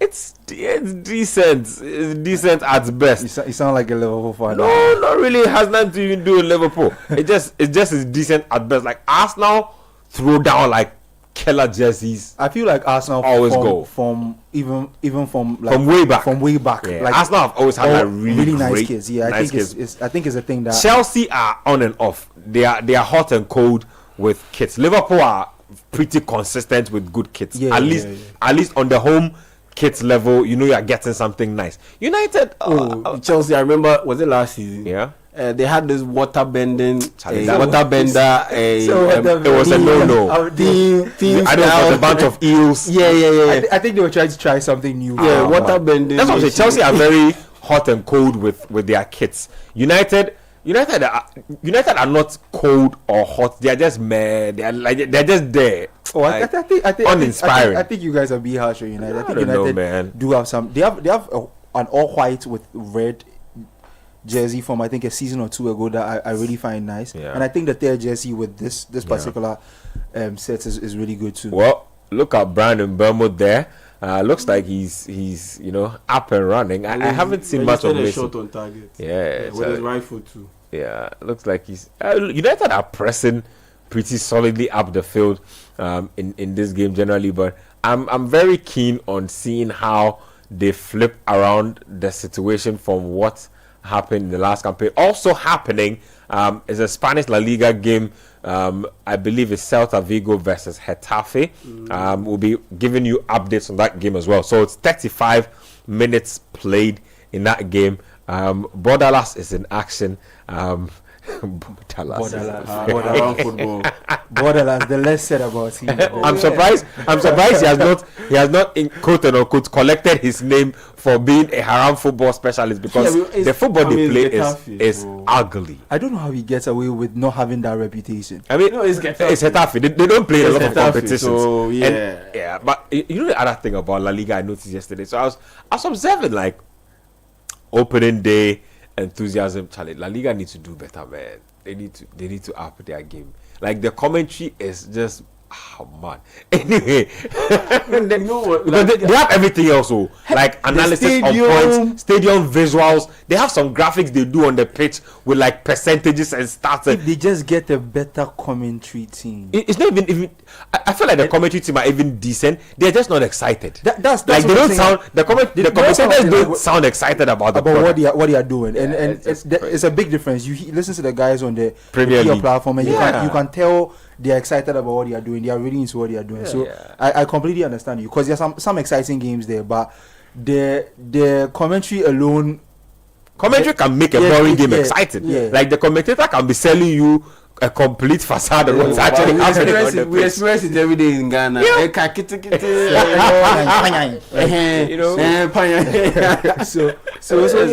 I completely understand you, because there are some exciting games in there, but and quality players too. Yeah, I think it's about the way they approach how to market the league. Son, Barcelona and Real Madrid, minus Barcelona and Real Madrid. Yeah. And that's what the EPL has done so well. They've done it to the point where an Aston Villa, let's say Brighton and Hove Albion game is very attractive, and it will get you to be interested in to watch it ahead of, let's say, a Fiorentina Inter Milan game. True.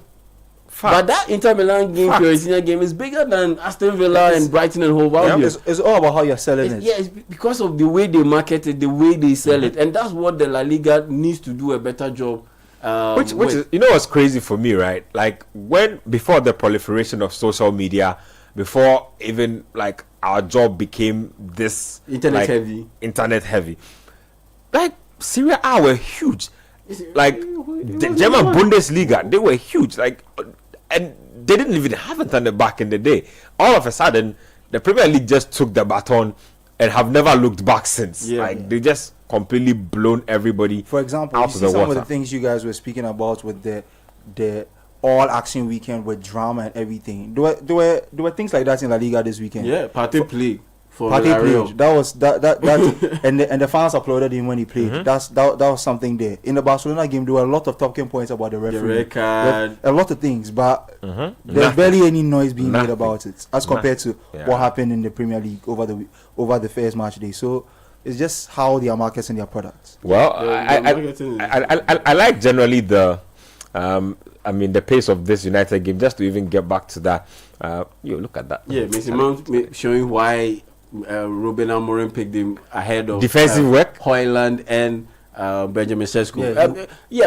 providing cover. Because, like I said, playing Casemiro, it comes with these issues. It comes with this limitation in terms of being able to cover the team defensively, particularly when they are open, like the one that we just witnessed with Arsenal counter-attacking off a corner kick. And so, you need his mobility, but it's just what he's able to do. So you feel in terms of goal scoring that will help pretty much underline the score for Robin Amorim to select him. So you feel his inclusion adds like someone who will run more off the ball to compensate for. Yeah. Oh, I mean that's always been the case with Mason Mount. Like one thing you get out of him is hard work. But my problem is that like if you're a footballer and hard work is primarily your most elite attributes, I don't want you on the pitch. You can sit on the bench. To be honest, I can get people to give me some level of hard work as well and balance it out with good technique and good tactical knowledge. I don't need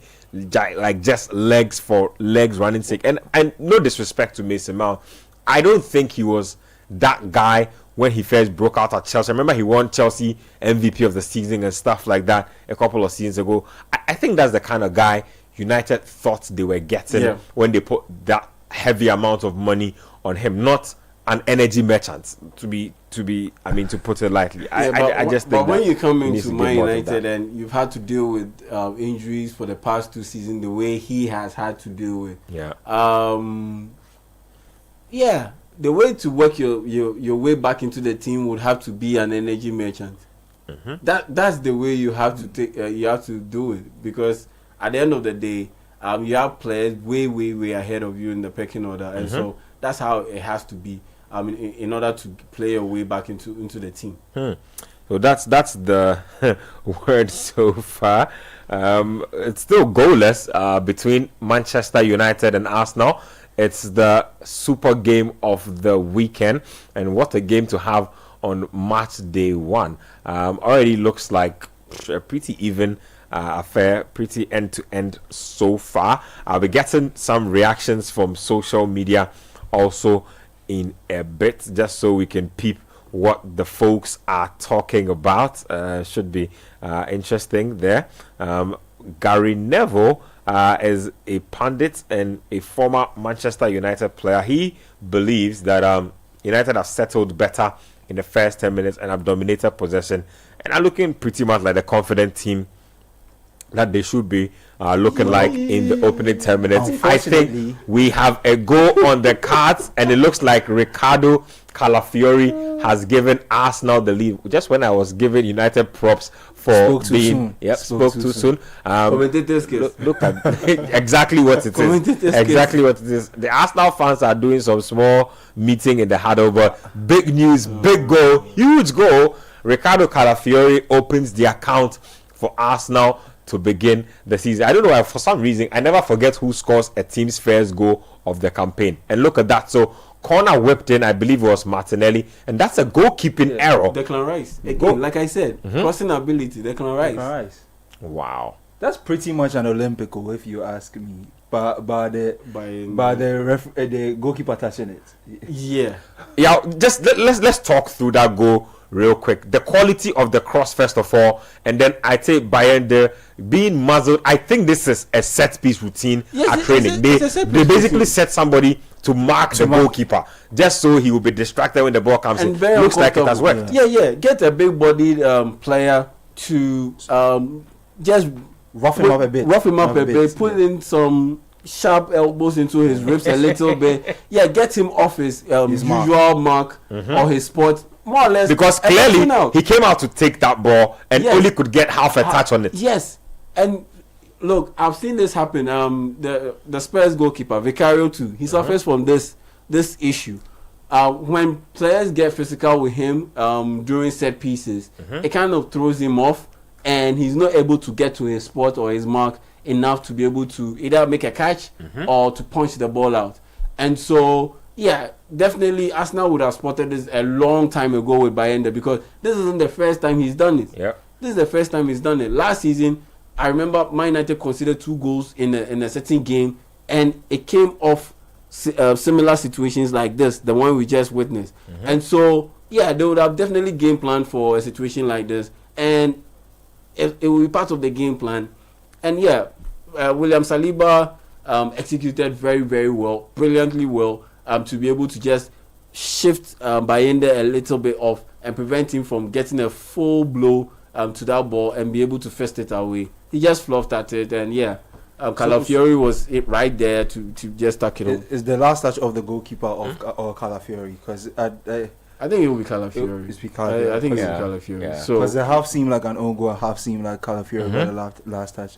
What is that a penalty? Now let me just give you some stats. So Arsenal scored 27 goals from corner kicks last season. 27 and their first goal of this season. 27 goals from corner kicks last season, and they have started this season with a goal from a corner. So if anything should tell you how they are looking to kick off the campaign, this is exactly how it is going to be from the Ghana's point of view. But let's talk about it again from a general organization point of view from Manchester United. And again, United conceded quite a number of goals from dead ball situations last season. Yeah, it has reared its ugly head again. Yeah, but this one has nothing to do with organization. It has everything to do with the goalkeeper, and that's why there's a call for Man United to get a goalkeeper, because Bayende is not it, and if it means pushing Onana to become the backup, then so be it, because he has also had his fair share of struggles in this kind of situation in previous seasons. So yeah, I'm all in for the goalkeeping issue to be resolved, and this is another reason to do so. Right now, Man United have a free kick. In the this is a deadly position. I thought that should have been Brian Mbeumo. That looked like a left footer scaler. Yeah, I'm not sure who took it. Yeah, Bruno Fernandes. Well, Bruno Fernandes looked like hold on. Bruno Fernandes needs to respect himself. You know, when he arrived in the league, he arrived with this wicked reputation of being some dead ball expert, like free kick killer, you know, that kind of guy. And then you look at his numbers and how many he's converted over time. It doesn't correspond quite with the reputation. I mean, regardless, he has the ability to hit them. He can score from long range, but I just thought that they probably scored more dead balls. That's purely based on the type of reputation he came into this season from. He came to this season with. So Martin Odegaard looks like every time he's clutching that ankle again. Remember, this ankle costing like 3 months. This ankle is the beginning of all the discussions about how he has been poor in the last couple of months. Since that injury he suffered, I believe he was on national team duty with Norway. He's never really been the same. Yeah, just quick thoughts on Odegaard. I think Tony Adams was making some funny comments before the season started about how Arsenal needed to move on from Odegaard as team captain and move on to I think Declan Rice was his suggestion. Yes. I don't know what you make of that, and how does Odegaard respond to something like that with regards to his stature within the team and all of that? Yeah, as captain, when it comes to the captaincy, yeah, I support Tony Adams's claim that it should be Declan Rice. I mean, after 1 season or 2 seasons? No, it's not even up because of that. Because look, Granit Xhaka just got to Sunderland and he's the captain. Well, it's the player. Different group dynamics. I know, but it's the player. Does Odegaard as a captain really, give you that oomph? As in a driver of men, a driver, as in force you to get that extra gear out of you. Fair Odegaard, point. No, Declan Rice does. Between those two, Declan Rice does. Let me paint a picture. We are in the tunnel going to play a game, and my captain, the person standing at the end of the tunnel, is Odegaard. As compared to, if I was the footballer in the tunnel, Odegaard is not the guy getting me fired up. Yes, it's just probably Declan Rice. Yes, that's just how. That's how. I'll put it. I feel you. Like if someone like Rice will probably give the team talk that will get to me. Personality, hearing him speak, and personality matters. Yeah, it's not about the quality, because back in the Black Stars heyday, 2006, top level, everyone was going nuts about the talent that Ghana had. No disrespect, but if it was Michael Essien was our best player, but He didn't have there's a reason why Stephen Appiah was the captain. Exactly, I feel there's a reason why Stephen Appiah was the captain and not Michael Essien. Essien was more lead by performance and not lead by example, not by like lead verbally, by verbal, inspirational, practical, and I get those what things. you mean. And so there's a for that I support Tony Adams 100%. And for the other bit about his performance, look, when I hear Uncle in relation to dip in form for a player who dribbles with the ball that much, I'm just thinking of Eden Hazard. It is a death knell. I'm just thinking of Eden Hazard. Yeah. It is pretty much game over. Yeah. I'm thinking of Eden Hazard. The only bit of sliver of hope for Martin Odegaard is that he is not entirely dependent on his speed. Yeah. And on top of that, he doesn't necessarily play in a position where speed is of the utmost essence. Yeah. Because he plays a little bit through the middle. But with other guys like, let's say, Eden Hazard, they played out exclusively out wide. Yes, you can get past your player with your skill, your dribbling ability, but you need to be able to drive that ball to a certain area of the pitch and deliver that cross, or to be able to progress the ball further. And in that sense, when you lose that bit, you lose a lot in your game. But with Martin Odegaard, it's not really a major issue. But at the end of the day, that when you have a guy who is that good with the ball at his feet, having issues with his ankle. It's not too much of a good news. And especially for an Arsenal team that doesn't necessarily create a lot of chances going through the middle. Because they are so vertical. And that's why every time Thomas Partey played, they did so well. Because he brought an another layer of passing range and ability that Declan Rice necessarily wouldn't give you. Let me give you context on how ankle injuries have ended a lot of careers. So Eden Hazard, you said, is one. And the Hazard situation was peculiar because he even said after multiple surgeries that he still felt pain in his ankle and that he just couldn't move the way he used to move back in the day at Chelsea. Jack Wilshere, I mean, broke his ankle and was never ever the same again. I can talk about more recent, even Wayne Rooney. Ankle injuries set him back in the final, stages of his career. N'Golo Kante, ankle injuries is eventually what slowed him down and then led him to head to Saudi Arabia. Paul Pogba was another. He struggled with ankle injuries all throughout his time at Man United. He's always, agility, moving in tight spaces. Frankie de Jong recently was struggling. So this season last season he was integrated well, and even after he came back from the surgery, he complained about feeling pain sometimes when he played some games. So they were kind of slow with him till he started picking up minutes. So it's a very important. If you are a player who relies on agility, especially Neymar, how could I even forget Neymar? More recently, that's like something you should be looking up to. Let me just get you through a few numbers as far as this game is concerned. So when you talk about head-to-head with regards to Man United and Arsenal, you can talk about league position. It's 12th and 8th as at now. Total points 1-0 has happened so far. You look at form guide coming into this game. United's last game was a friendly against Fiorentina, I believe. Ended 1-1, and then Arsenal beats Bilbao by 3-0 in their own final game coming into this one. So you can talk about previous competitions or previous meetings between the two teams. 206 matches played between United and Arsenal. Arsenal have won 71. United have 86 wins. And then 49 of those have been draws. The last game between these two was on the 9th of March 2025. It ended 1-1. That was a Premier League game. And then before that, there was an FA Cup game as well that also ended 1-1. The last win for Arsenal in this game came on the 4th of December 2024. That was at the Emirates. Arsenal beat United by 2-0. So that is worth noting. Now, also interesting and worth noting with this game is that United have lost just 2 of their last 18 Premier League home games against Arsenal. That's why coach was so. They've won 10 and drawn 6. Arsenal don't now, both defeats, though, have been with Arteta in charge of Arsenal.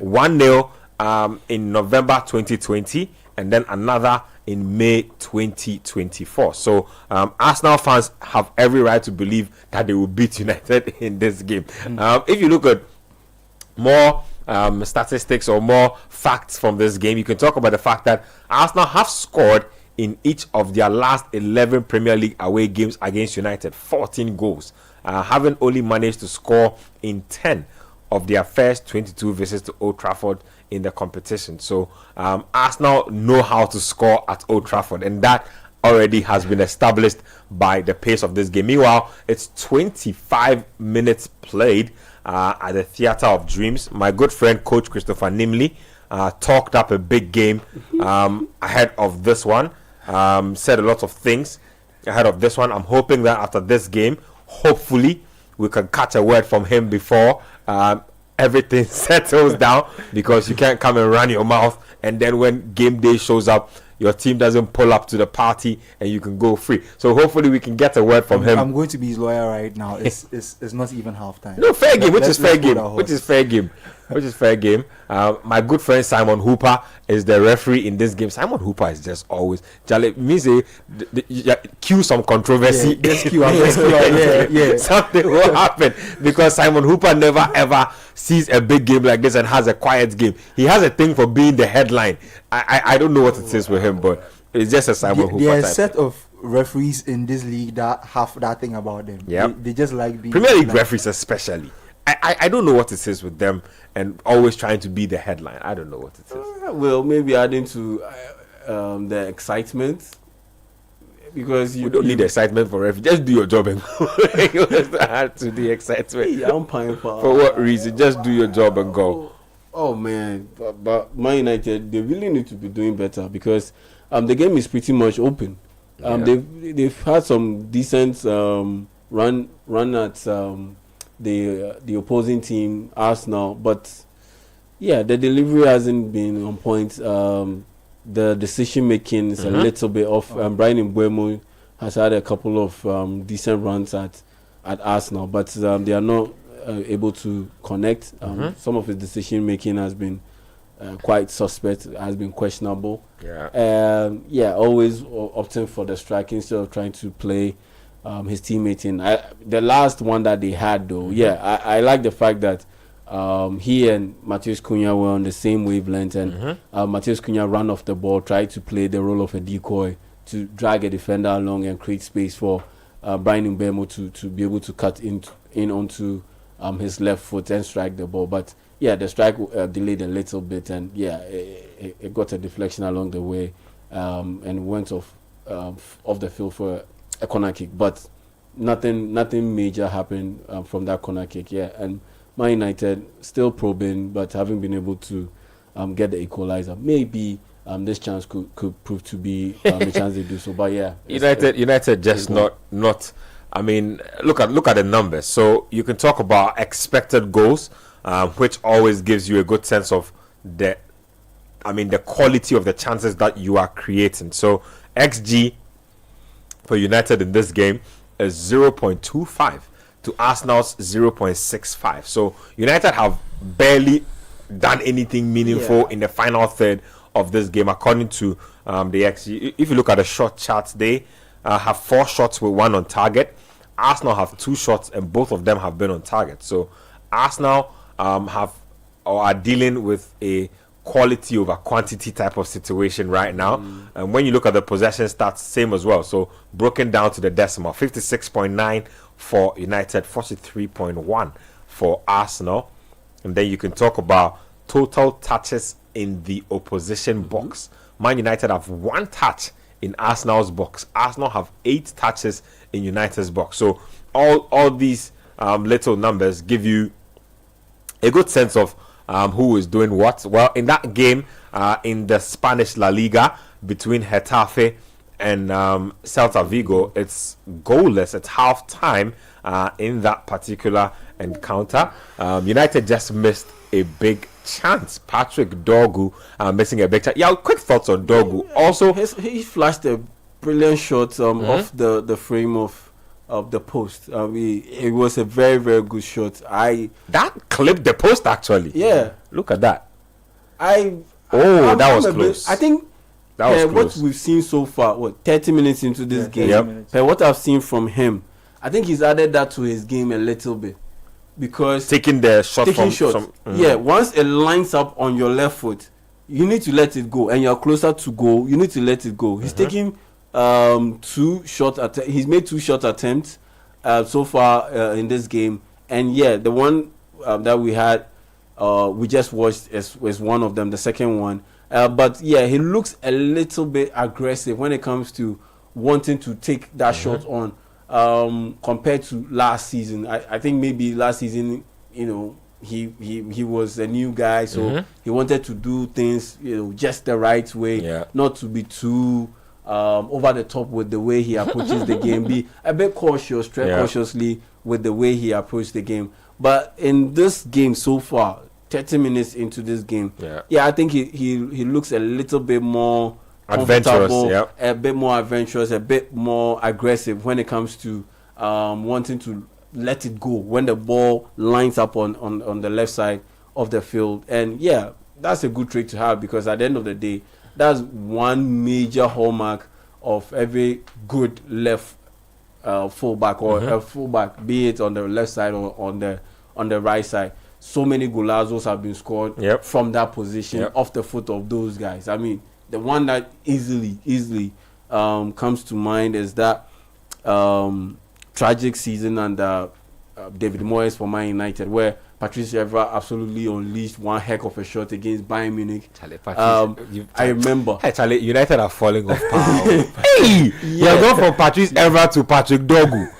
Charlie. You can't be too harsh on Patrice. Don't do this. Patrice Evra. Patrice Evra is like, we never ever really rank like left full backs in terms of all-time ratings.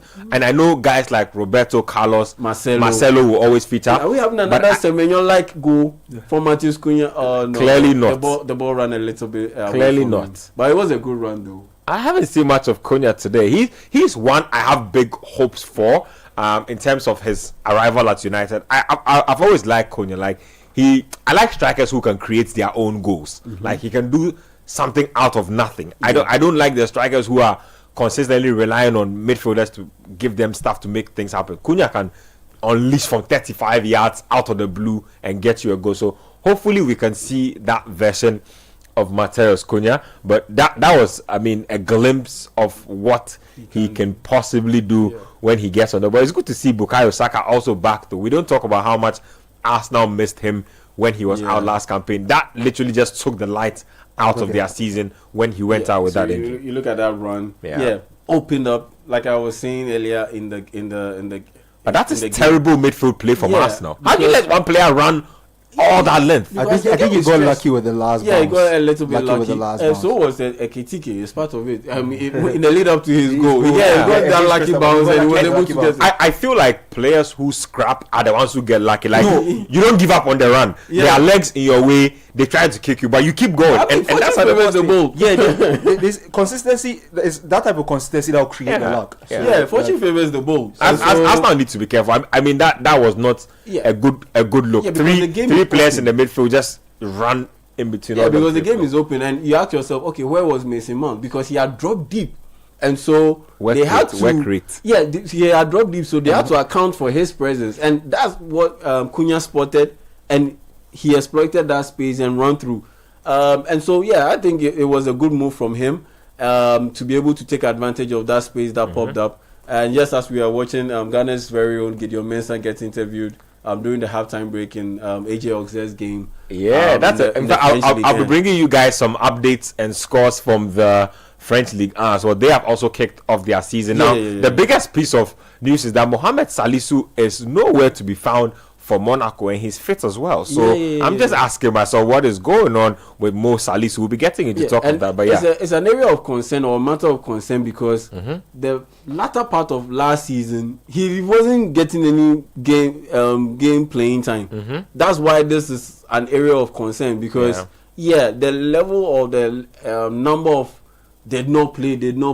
It's increasing and it's increasing fast. But at least on the positive side, when it comes to the French League in connection to the Black Stars, Abdul Salih Samed, he signed a 3-year deal to join OGC Nice. Yesterday he was in action. He played for OGC Nice in their game against Toulouse FC. They lost to Toulouse. And on the Toulouse side, there was Francis Abu, who recently moved from Belgium to Toulouse. And so, Ghana Black Stars players are making moves. I think now there are about 10 or 11 players who are in the Black Stars that play in the French Liga. And so Salih's just moved to OGC Nice. OGC Nice. OGC Nice. He was at RC Lens and he moved to OGC Nice. So he's reunited with his manager. Frank Heis. Frank Heis is the one who gave him that big season. RC Lens. His first 2 seasons at RC Lens, he was brilliant, and it was under Frank Heis. And after he signed that deal, he highlighted the fact that he getting back or reuniting with his manager was one of the reasons why he signed that deal to join OGC Nice. And it's actually a way better landing spot than I would have envisioned for him, based on how his career has gone. To play in the Champions League qualification. They finished 4th last season in the French League. Very decent. Very decent, because RC Lens, they are nowhere close to OGC Nice now. The struggle will still has left. They have their own issues with finances, selling players, and so a lot going on there. The French League do some nice graphics though. I'm just looking at the graphics for the Auxerre game. And Gideon Mensah was speaking in French actually. Gideon Mensah speaks pretty fluent French. Very interesting guy. Elisha Owusu, that's same. And a part of their team now is another Black Star player, Ibrahim Osman. He moved from Brighton and Hove Albion on loan to AJ Auxerre. Last season he was with I believe Feyenoord. Feyenoord. And he wasn't able to get a settled role in the team, and so they ended the loan deal without signing him, and he went back to his parents' club. That's Brighton and Hove Albion, and they loaned him out again to this time around to AJ Auxerre in the French Liga. The French Liga is a league of talent, and so it is. He is one talented young chap, and I'm just hoping that he is able to grab this opportunity and make the best out of it. Just like his more or less his contemporary Abdul Fattah Ishaku. I remember people forget the dark days of Ishaku went through. Lisbon B. In Lisbon, yes. He was literally not getting any looking with Lisbon, the first team. He was in hell. Got a few chances, grabbed the bull by the horns. Then that loan move to Leicester City did him a lot of good. It did him a lot of good, and he took that opportunity, helped them qualify to the EPL. And unfortunately, what was I believe supposed to be his breakout season, and where he gets in the ACL. But he's returned now, and he's been featuring in their games recently. So all the best to him, and all the best to all the young ones who are playing for the Black Stars.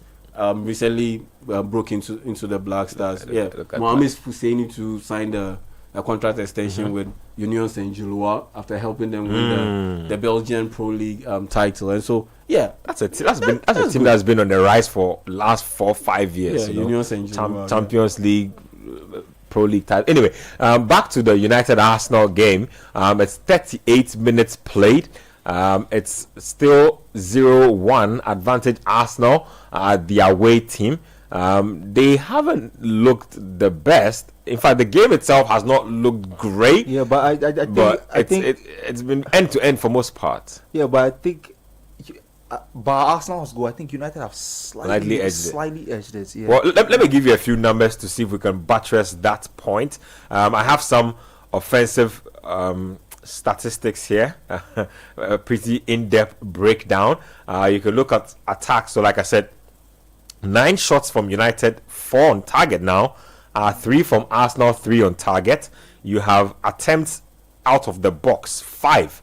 Arsenal have 1 attempt. So I think that should give you a good sense of what United is dealing with in this game. They've attempted 5 shots outside the box already. Yeah. And Arsenal have attempted one. One of those hit the woodwork by Patrick Dogu. We saw a pretty feeble shot by I think Cunha or Mbeumo. And he forced another save out from of David Raya. But I think Man United are struggling to be able to break down the Arsenal defense, which is a bit surprising, especially with patented plays, touch and go kind of combos. They haven't been able to string those kind of passes or pass combinations together, and that's how come you see them attempting a lot of shots from long range, because they are not able to play their way through that Arsenal backline, and which is a bit surprising, because normally when they go for pre-season and they get back into the campaign, this early part,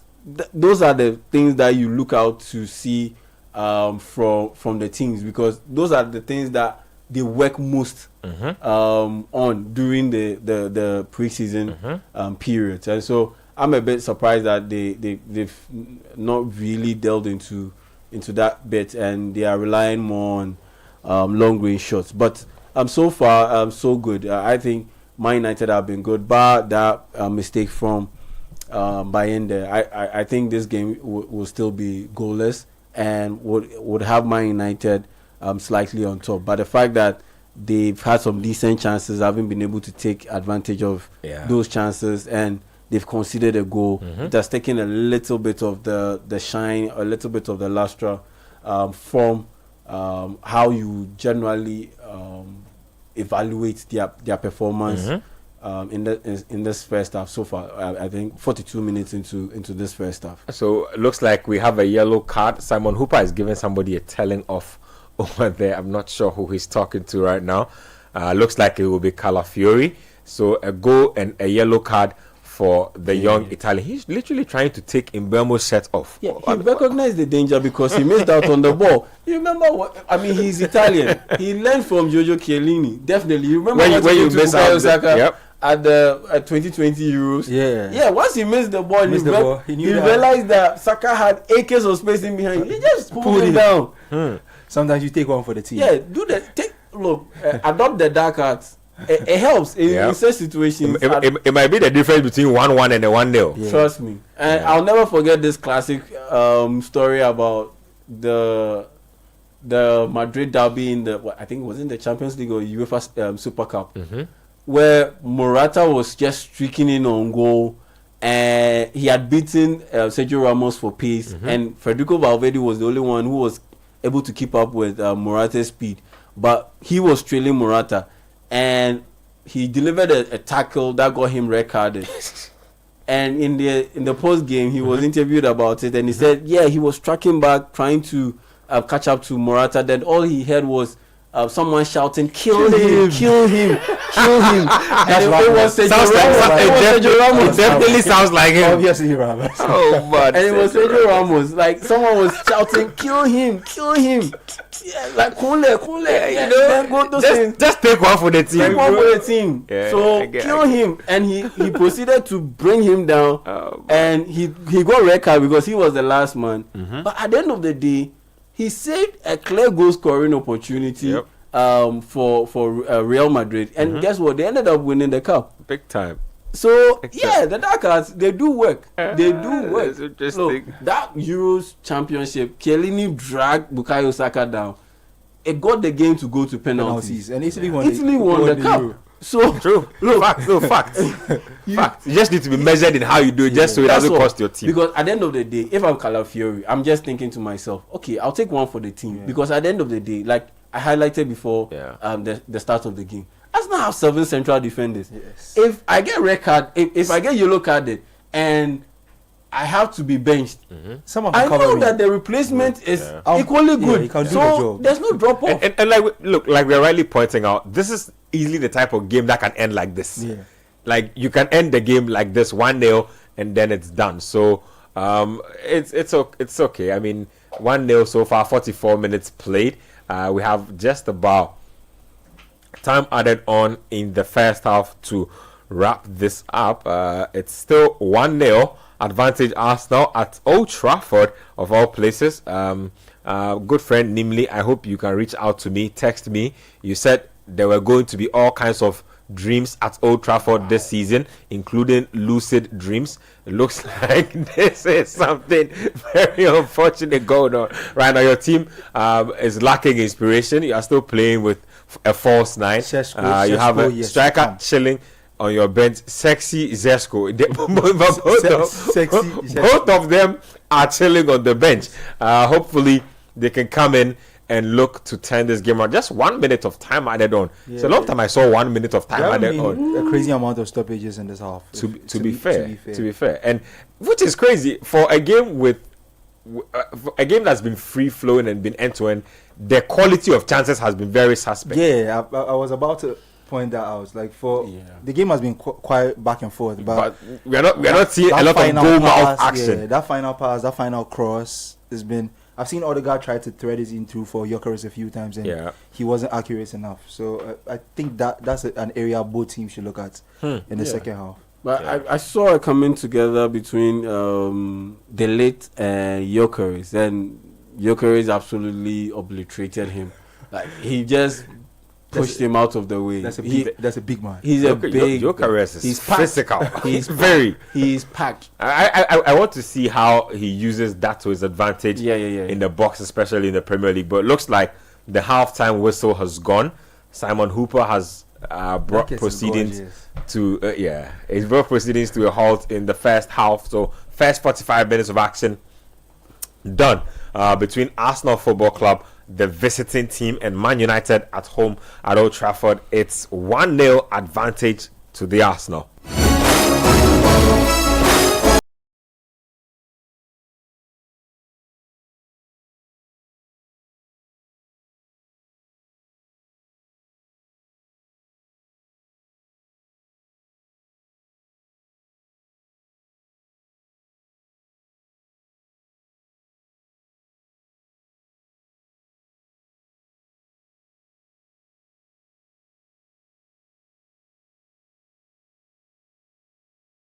We'll get into some halftime talk right about now. A couple of debutants. How are they faring? Are you happy with what you have seen from your club's big money signing in the first 45 minutes of action? We are still watching and still listening to the Republic of Football live here on 97.3 Citi FM. We're live on Channel 1 TV. And also live on our various social media handles. Citi973 on Twitter and X. We are also on Instagram. We're on YouTube at Citi Sports GH and Channel 1 TV's YouTube channel.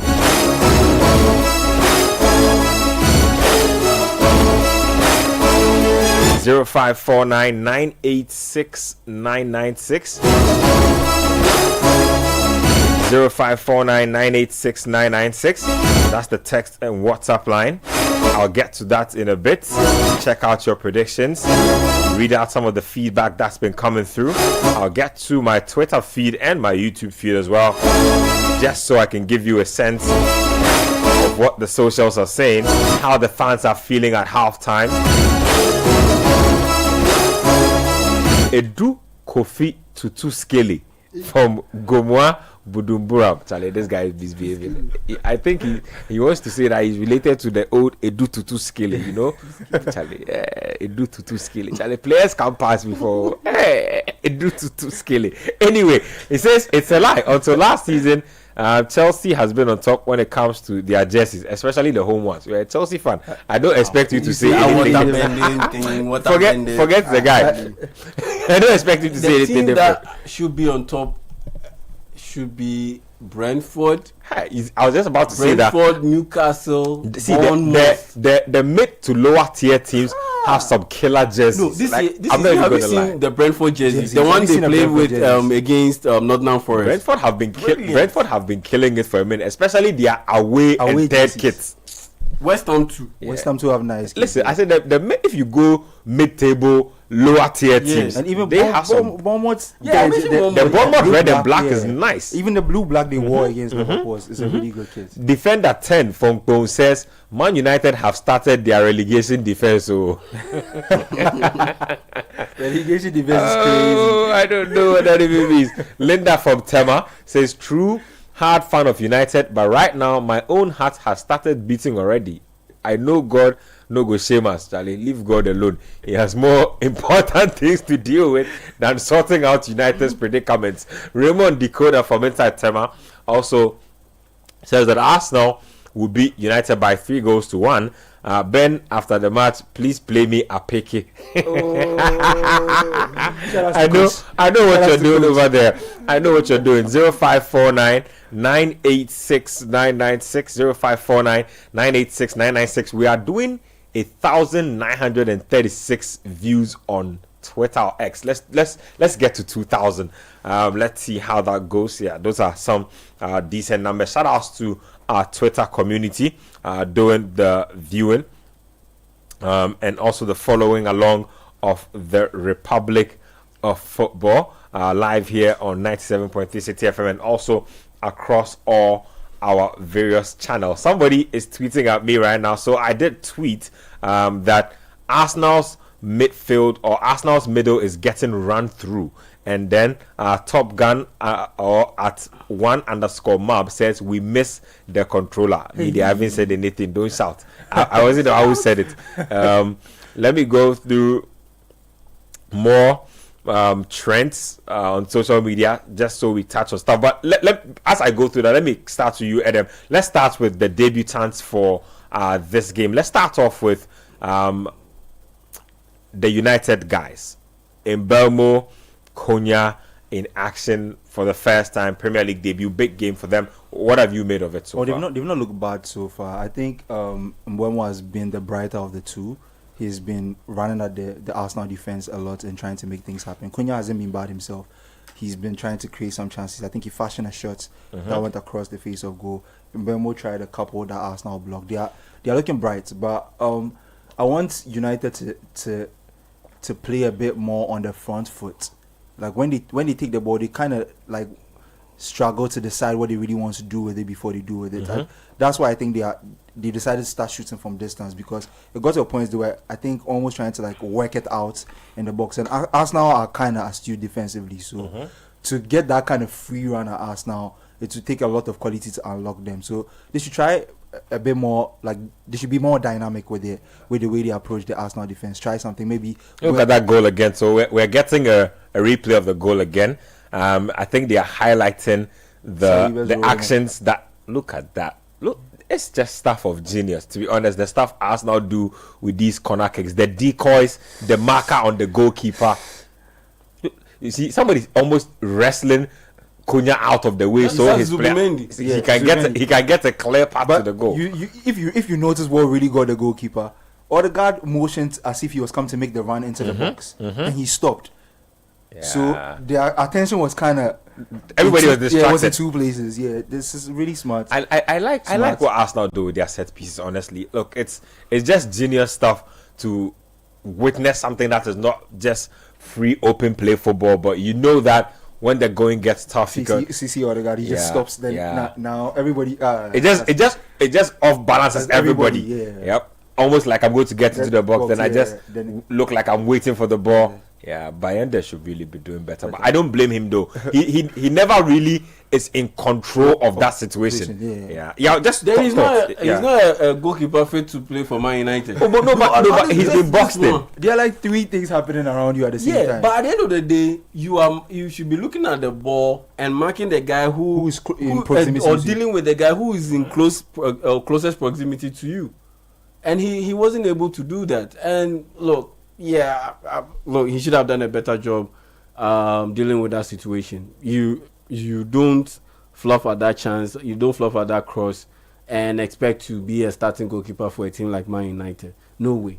And so he's bound to be perpetually the backup, or he's bound to leave Manchester United, and this is not a good way to to start the season. And yeah, if there's any bit of defensive breakdown other than he messing up, then it would have to be Man United having Mason Mount marking William Saliba, because William Saliba was the one closest to Bayende, and because Mason Mount couldn't physically deal with William Saliba, that's what got Saliba to be able to handle Mason Mount and be able to put a body in or get his body into Bayende and force him to be very uncomfortable and eventually fluff out that cross that Ricardo Calafiori turned into the net. And so for me, yeah, if I'm to rate it, I'll put that 15% on the organization, Man United, the choice of defender to mark William Saliba, but the rest It's plainly the goalkeeper. It's all on Bayende. It's all on the goalkeeper. It's all. He should have done better, because you can't mess up when it comes to such a cross. And it's not like you've played 25 games into the season. There's a bit of fatigue, so yeah, you can't. Sometimes you even lose track of the ball. This is the first game of the season. Actually, out the gate. Your concentration is supposed to be optimal. Concentration should be 1000%, like ultra sharp, ultra high. You simply cannot mess around in these kind of situations. So yeah, very disappointed in it, and I wouldn't be surprised. Maybe Man United's priorities, if they go on to lose this game, it might just about maybe lose another game in the Premier League before the window shuts. It might just end about flipping their priorities from getting a midfielder, Carlos Baleba like midfielder, to a goalkeeper. To a goalkeeper. It just might, because at the end of the day, Emiliano Martinez has his own situation that he's dealing with at Aston Villa, because he wasn't even part of the team that played yesterday against Newcastle, and so he's been angling towards a move, or angling for a move. And so if you show them some good cash, I'm pretty sure they should be able to let him go. And he's definitely an upgrade on the Man United options in there, Onana and Bayende. Well, it looks like United will have to dig deep to get something out of this game. Just in case you are just joining the broadcast, Chelsea played out a goalless draw with Crystal Palace in one of the earlier games played today. Not that kind of season that Chelsea fans were hoping for. Nottingham Forest also beating Brentford by 3-1. Very good start to the season for Forest. Arsenal leading United by a 1-0 at halftime. This game is at the Emirates. If you go to the Spanish La Liga game we are keeping an eye on, is between Celta and Getafe. Getafe have scored in that game. Wow, it's 70 minutes played. Borderlands. That's probably going to be the only game of the goal of the game. Well, very likely. So Liso scoring in that particular encounter. It's 1-0 advantage Getafe. Now later today in Spain, there's Bilbao taking on Sevilla. The Williams brothers will be in action. That's a tasty one. Nico swerving Barcelona, one of my highlights of the transfer window.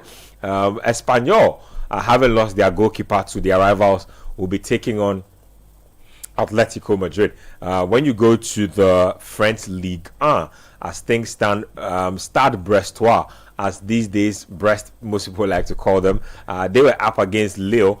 Game ended 3-3, so looks like a pretty good goal fest over there. Angers are currently up against Paris FC. Paris FC are the new rivals to PSG as far as being in Paris is concerned. So they have come from the French Ligue 2 and are in the French Ligue 1 now. So they are up in their game. They are down against Angers in their game. Let me look at the lineup for Paris FC. I'm just curious. So very interesting. Moses Simon sticks out to me immediately. Nigerian winger Noah Sangoe. I can see Timothy Kolojishak. Goodness gracious. Last time I saw Timothy Kolojishak's name anywhere was Football Manager 2013 or something like that. I don't know. 2013 is a long time ago. Crazy. That's the last time. He used to be a wonder kid back in the day. So that's the last time, like, Wow. Whether his way back into the league. 1450. Yep. Some way, somewhere. They need all these newly promoted teams typically like veterans like that. There's Ilan Kebal, Jean-Philippe Crasso. Jean-Philippe Crasso, very interesting name. Yeah. Also, I think he's Ivorian international. Yep. So he has also popped up over there. Lohan Doucet, Maxime Lopez, very good signing. French midfielder, played for Sassuolo, I think, for a while. These days plays for Paris FC. Wow, very interesting pickup for them. I like him. I like a very cultured midfielder. Mets are up against Strasbourg. That game is goalless as we speak. Auxerre lead Lorient by a 1-0 in their game. So that's the update on that one as well. Let me see if I can give you a sense of what happened in the games that were played in the PL yesterday, just to bring you up to speed. So in the matches played, I think my favorite game was the Wolves Manchester City game. I liked that game a lot. I liked what was on display from Tijani Reinders. He completely did his thing, scored, assisted, and was the pass behind the assist for one of the goals as well. So literally did his thing. And then Ryan Cherki came in and also completely dazzled as well. So Manchester City starting off the season on the right note. I'm not sure if Wolves liked exactly how that went down, but it was 4-0. It was an away performance. Brighton drew 1-1 with Fulham. Sunderland won 3-0. Spurs won 3-0 as well. Shout outs to Kudus Mohammed. I'm sure the stool will come out very soon. Oh, yeah, very or maybe soon. we have something new now that we are in a different side of town. I'm thinking about what he could end up bringing onto the pitch. But let's calabash. Let me see. I don't know what's going to happen. Charlie, I don't know what's going to happen because then Liverpool winning against Bournemouth. But the guys are coming back onto the pitch. But speaking of Kudus, I mean, once he bagged the assist, even it became a conversation. Even this morning, earlier on TV, our colleague Jude Duncan also brought it up that, okay, so I was talking about Kudus bagging a couple of assists in Spurs win over Burnley, and he interjected and said, better than Saka. I was like, no, and he couldn't believe what I had told him. But I think, look, from a pure talent standpoint, Kudus is better than Saka. Yes, I don't know why this is a debate. You are ranking him from a pure talent standpoint. They can both do with the ball. Yeah, they can do with the ball. Kudus is ahead of Saka, but in terms of production, Saka is ahead of Kudus. Saka is a more productive player. Two things can be true. Yeah, but in terms of who is the better player, I'll go in for Saka, because at the end of the day, it's not like he's a washed up talent. No, he is a talented player, super, and on top of player. that, he produces. But with Kudus, he's a super talent in its rawest form, but the production comes and goes, and that's what he needs to work on to be able to get to that level of being an elite, true elite kind of winger, be it inside forward too. So that's my little bit on that whole conversation that has stirred up over the last couple of hours because of Mohamed Kudus' performance in his debut Premier League game for Tottenham Hotspurs. And hopefully with a manager like Thomas Frank at Spurs, it should see his performances become more rounded. Because I, for one, have had a problem with his off the ball work, but from the Super Cup game against PSG to the first Premier League game, you can see that whatever Frank is doing with the team is getting. You see him being in the team shape of the ball and making efforts to try and regain the ball when the team is not in possession. So it's nice developments for Kudus. He also did make mention in his interview after the game that the environment is a great one, and he just hopes that the environment can bring the best out of his talent. So it's exciting times for him. Well, exciting times, and the second half was kicked off between Manchester United and Arsenal Football Club. It's still 1-0 advantage. Arsenal looks like both teams are looking to ramp up the pressure almost as soon as possible, just so they can probably get an early goal. I'm not sure where the early goal is coming from yet, but Martin Zubimendi probably needs to step his game up a little. Yeah, just quick thoughts on Zubimendi and that first half he had. I don't think that first half was as solid as he probably could have had, but I don't know what you made of it. Yeah, I think it was just okay, an okay kind of performance. Definitely could have done better, at least from the talent standpoint. What he's done in his career so far, played in big games, especially for Spain. Yeah, I think he would have wanted to do a bit better than he did. But at the end of the day, I wouldn't be too harsh on him, considering this is his first game in the Premier League. Totally new environment, and the fact that you are playing away from home, Old Trafford, and you are playing against a team that is quite solid, has very, very good individuals, and is just finding itself as a team. That's the biggest problem with Manchester United right now. Individually, they have some good players, but it's the bit about they coming together to form a unit that can play off each other, can be cohesive, especially when it comes to defending and being able to convert the chances when they do come, once they transition from defense into attack.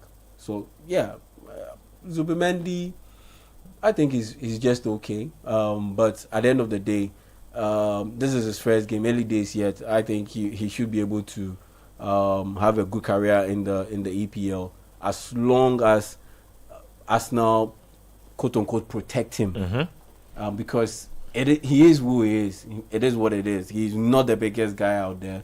He's not the fastest guy out there, and so he needs a little bit of protection, so that he isn't picked on by opposing teams. And we've seen how so many players of Zubimendi's quality aren't able to necessarily excel because their lack of physicality is exploited by the league. Even the great ones who pretty much proved to be the exception to the rule, you could tell that the team they play for helped them. So, for instance, people talk about David Silva constantly, but David Silva had a Yaya Toure beasting alongside him. He had Fernandinho beasting alongside him, and it helped out. It really, really helped out. And so once you have those kind of help around you, then you can be able to be yourself and produce. And I think with Arsenal, Zubimendi has landed in a spot that is good, in the sense that Declan Rice can do that job. Martin Odegaard does put in a healthy shift. And once you also have Norgard as a backup, Fabio Vieira also as a backup, I think you're in a good space. And so I expect to see him do better than he did in that first half against Man United. So Martin Zubimendi, the weight of expectations will arrive when you go to a bigger team, and that's exactly what is expected of him. Well, more updates from La Liga. Celta Vigo are down by 2-0. Getafe have scored again in that game, and it's Uche this time who's gotten the goal for them. So it looks like Cristantas Uche plays his football for Getafe Football Club. He's given them goal number 2. Goal came in the 72nd minute. So looks like Getafe will be taking all 3 points. Getafe won't get 2 goals at this point in time and throw it away. They don't do it. It's very, very not like them. So the result is almost sealed. This looks like a result they're working away with. I'll be getting to my message box in a bit because more messages have been coming in.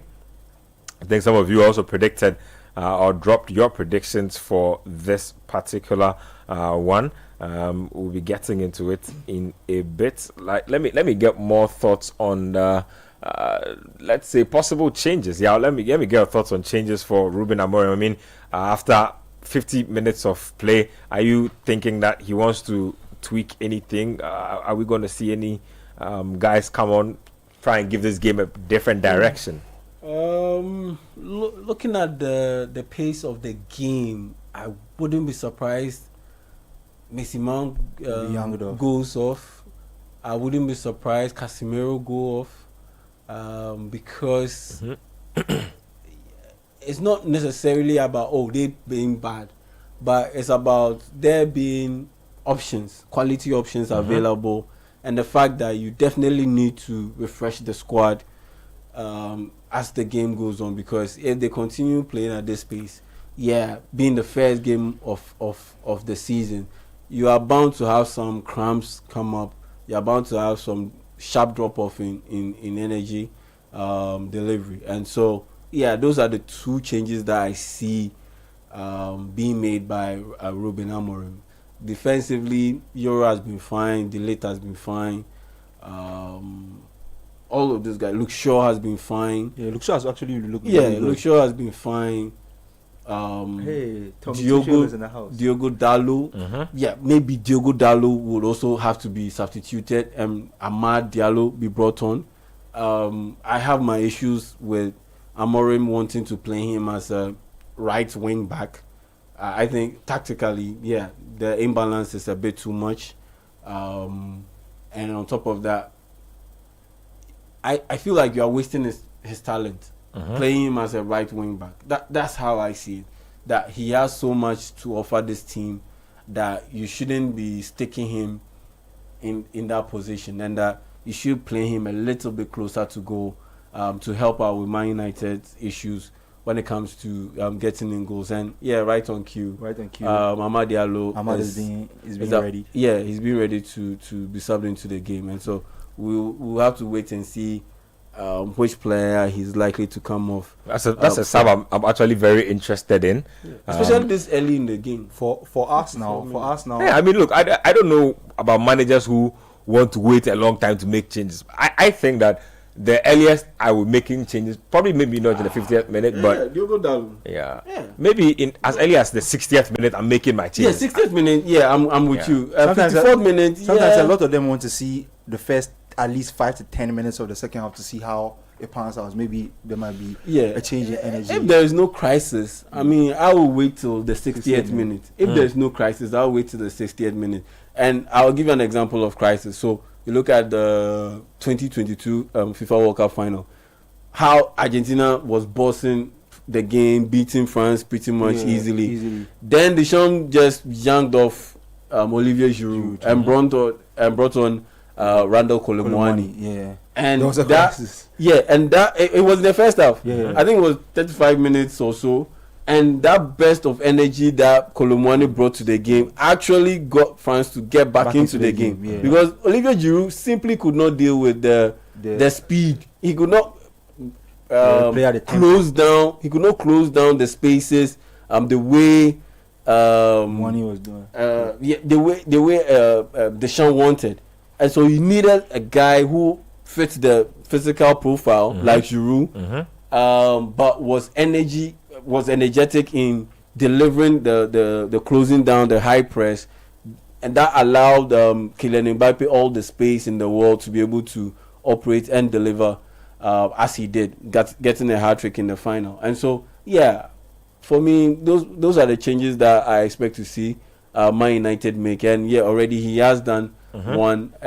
I thought it was a little, maybe 7 minutes too soon. I thought, waiting along till the 60th minute will do the trick. But at the end of the day, maybe Amorim sees that Diogo Dalot isn't pulling his weight enough and doesn't want to waste any time to do so. So he's made a change. Let's see how Amad Diallo performs in the second half. I expect him to be a starter, but not as a right wing back. I think that his talent is being wasted with him playing in that position. But at the end of the day, they spent heavy money on Brian Mbeumo, and so you can't let that kind of talent go to waste. And so you have to fix him somewhere in the team, and that's why they are likely to play him as a right wing back. But I believe that he can do way better from an attacking perspective if he's played a little bit closer to goal. Okay, so that's interesting. Let me see if I can get a few messages. See how David Raya handled this situation. The same situation. De Ligt was right in front of him. He was wrestling with William Saliba. Like he punched the ball away. Raya was able to punch the ball away. So that's on Bayende. It's all on Bayende. There's no explanation to take him out of the equation. It's all on him. For us now, I think they will, I want to see how they will adapt to Gyökeres this season, because he looks lost. Yeah, he looks lost in the team. Like I was waiting to mention that. And I don't think it's any fault of his. It's the dynamics of how Arsenal's attack is prior to him coming into the team, and with his introduction, I feel like a few tweaks will need to be made, because he's like, I've not seen that many balls being put into the box for him.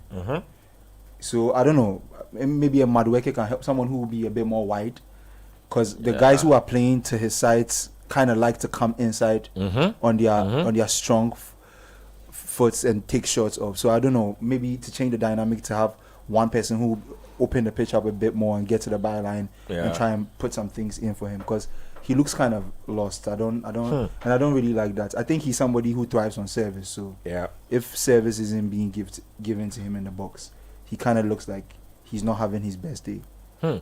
Anyway, Orlando Inside, a man from Tipper Junction, says no Arsenal, no Premier League. Where is Nimli? He was talking too much.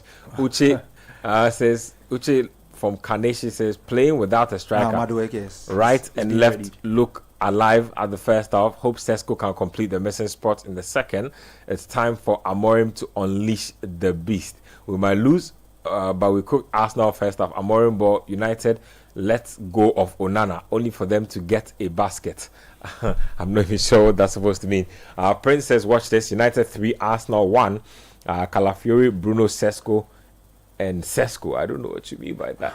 JB Nati from Accra says, United, like Hearts of Oak and Asante Kotoko, have lost their old spark, spirit, and proverbial big team status over the past few years. Okay, so Gyökeres is being yanked out of the game. 60 minutes of action, and Kai Havertz is being introduced into the game. Madueke is coming on as well. So Arsenal making 2 changes. Martinelli is off as well. So Martinelli and Gyökeres are out of the game. Madueke and Kai Havertz in the game. Interesting subs. I would have kept Gyökeres on and introduced Madueke just to see the dynamic of Madueke, Saka, and Gyökeres on for maybe 10 minutes to see how Gyökeres gels with that dynamic before taking them off. But Arteta seems to want to kill the game off, so he's bringing the striker he's known for the past season and trusts. So. Yeah, that's a very interesting decision. I'm not sure if that. I don't know how Gyökeres feels about his own debut, but what do you make of the changes? Oh yeah, the Martinelli bit, I like it. He wasn't effective in the game. He I wouldn't say he looked lost, but he was ineffective. So there was no point keeping him on the pitch, especially when you have good quality options there. But by bringing on Madueke, you are not necessarily addressing the lack of width with the team, because at the end of the day, it's a left-footed player who is going to be playing out on the left side, but which helps on orthodox winger. But on the right side is Bukayo Saka, who is still going to be operating as a inside forward, inverted inside forward, or an inverted winger, and not necessarily give you the space that you need in terms of the width. And Ben White doesn't necessarily run as much as, let's say, a Reece James or a Trent Alexander-Arnold on the overlap to also open up space down that flank. So, yeah, that's a bit of an all change for me. Yes, Martinelli needed to be yanked off, but a player who is a bit more right-footed should have been able to be brought in and have Bukayo Saka switch from an inverted winger to an orthodox winger. Then you have, let's say, Leandro Trossard or Gabriel Jesus be the one lining up on the opposite side. And yeah, in that sense, you create a situation where you have your orthodox striker with orthodox wingers who will feel free and be feel a bit easy putting in crosses early. Yeah. Rather than having to cut infield before they can be able to do so. And so yeah, that for me was a little bit odd, but maybe Arteta is looking at a situation where he's looking to feed into a situation where that strikerless front three, because now Gyökeres is off, so it's Kai Havertz, Bukayo Saka and Madueke. So he's looking to feed into a situation where Kai Havertz's intelligent runs off the ball can stretch the defense, Man United's defense, which has already been under a lot of pressure because there's a lot of space in behind Casemiro. And so you want to stretch it a little bit further, then have Martin Odegaard run into those spaces and feed off those balls that will be laid into those spaces and maybe grab a goal or two. And so maybe that's the thinking behind those substitutions. But yeah, if I had to pick one, I would have kept Gyökeres on for a little bit and rather taking off Martinelli. Well, it looks like we'll see Benjamin Sesko also pretty shortly. He's been warming up for a bit. We've crossed the 63rd minute mark.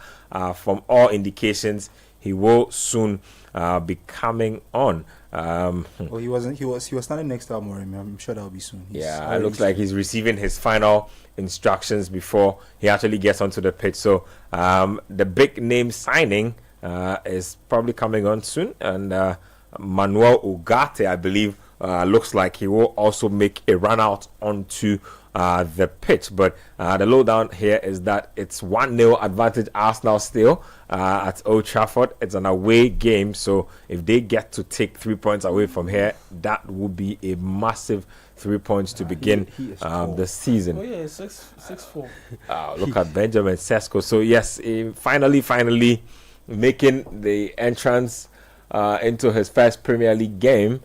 Mason Mount coming off. Looks like Mason Mount has done all three substitutes I predicted. Very interesting. Yeah, snap thought. So the changes have been made. What kind of change are you expecting them to effect on the game? Okay, now you have your typical old school throwback striker, but with new school attributes, in the sense that yes, he can hold the ball up, he can play as a target man, but at the same time he can drop deep and be able to link up and play with his teammates, and he has the ability to dribble past a couple of players, defenders, and he packs a powerful shot too. And so yeah, you are getting, like I said, old school throwback kind of striker with new school attributes, and that's what you need to be able to thrive in the modern game. And the fact that they brought on Ugarte for Casemiro is pretty much simple. It helps out with the mobility a bit. Man United have had issues closing up the spaces whenever Arsenal are with the ball, and they move the ball quickly. And so, yeah, Ugarte will help out with that, because Casemiro, his speed is quite suspect these days, and so he can't be able to close it down. The only downside to Ugarte coming in would have to be if he will be able to keep the ball just beyond 3 seconds. Yeah, that's the You mean that's the benchmark for him? Yeah, that's the bit about him, because Bruno Fernandes will let the ball go. He will spread it around. So you don't need another player who's super eager to just also let the ball go, because once you do that, you have two of those players doing so, you are virtually bound to give possession to the opposing team. And this opposing team, that's Arsenal, they are equipped with players who can hold on to the ball. Zubimendi can hold on to the ball quite well and pick a pass. Odegaard can hold on to the ball quite well and pick a pass too. Declan Rice is a little bit less patient with the ball, but even him, he is a bit more patient than the two that I mentioned on the part of Man United, and so it's a problem. So all that Ugarte would have to do, aside the defensive coverage issues, would be to be able to hold on to the ball just a little bit, exude a little bit of confidence, have the vision or the awareness to be able to read around him and know where the tackles are coming from or where the pressure is coming from Arsenal, and the timing to be able to release it on time and get the ball rolling for Man United, as in contributing to sustain attacks and to sustain possession. That's the only bit of worry that Ugarte has to deal with for Man United. Once he's able to deal with that, I think Man United should be in a good spot to be able to either maintain this performance that they've delivered so far or improve on it and potentially get a goal. Let me give you some updates with regards to Premier League transfer. So some transfer news was made official. Nodi Mukiele, signing from PSG for Sunderland. Premier League clubs. That's a very interesting one. From RB Leipzig, PSG, now Sunderland. Right back, left back. That guy is a powerful, can play centre back as well. Powerful player. A little as well. So I'm very surprised he's going to Sunderland. Sunderland has made really underrated signings. Yeah. It's because I think Mukiele, because of what happened to him at PSG, so he flew under the radar of a lot of teams because once he went to PSG, he didn't cut it. He just didn't cut it. It didn't work. It absolutely did not work. Yeah, it absolutely did. And all the playing time goes to Hakimi anyway.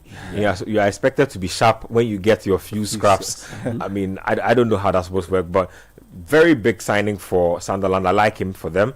Still very young. I think he's just about 24, 25 years old. Yet to even hit his prime. Okay, so he's 27 years now. Represented Stade Lavallois, represented Montpellier and RB Leipzig, and then played out with PSG before coming out here to Sunderland. So Nodi Mukiele for Sunderland, big move. I like it for them. A lot of people are completely having a fit over that Gyökeres debut, saying that he completely wasted everybody's time. I'm not sure if that. Come on, it's one game. If that, one game. I mean, guys, we're wrapping it up here. Let's put some concluding thoughts to this. Who wins this game? How does this game play out? I don't know. The longer the game goes on, it feels like a game that United might just nick a goal and it's ending the draw. It just feels like that type of game because I don't think Arsenal are doing enough after taking the lead to want to kill the game off. Yeah, I want to see how the game progresses now. Both of them have made changes because Arsenal's change will change the dynamics first of their team because they were leading the line with an all-and-out striker with Gyökeres, now bringing Havertz, who's a bit more involved in the build-up, and United have kind of switched over to that.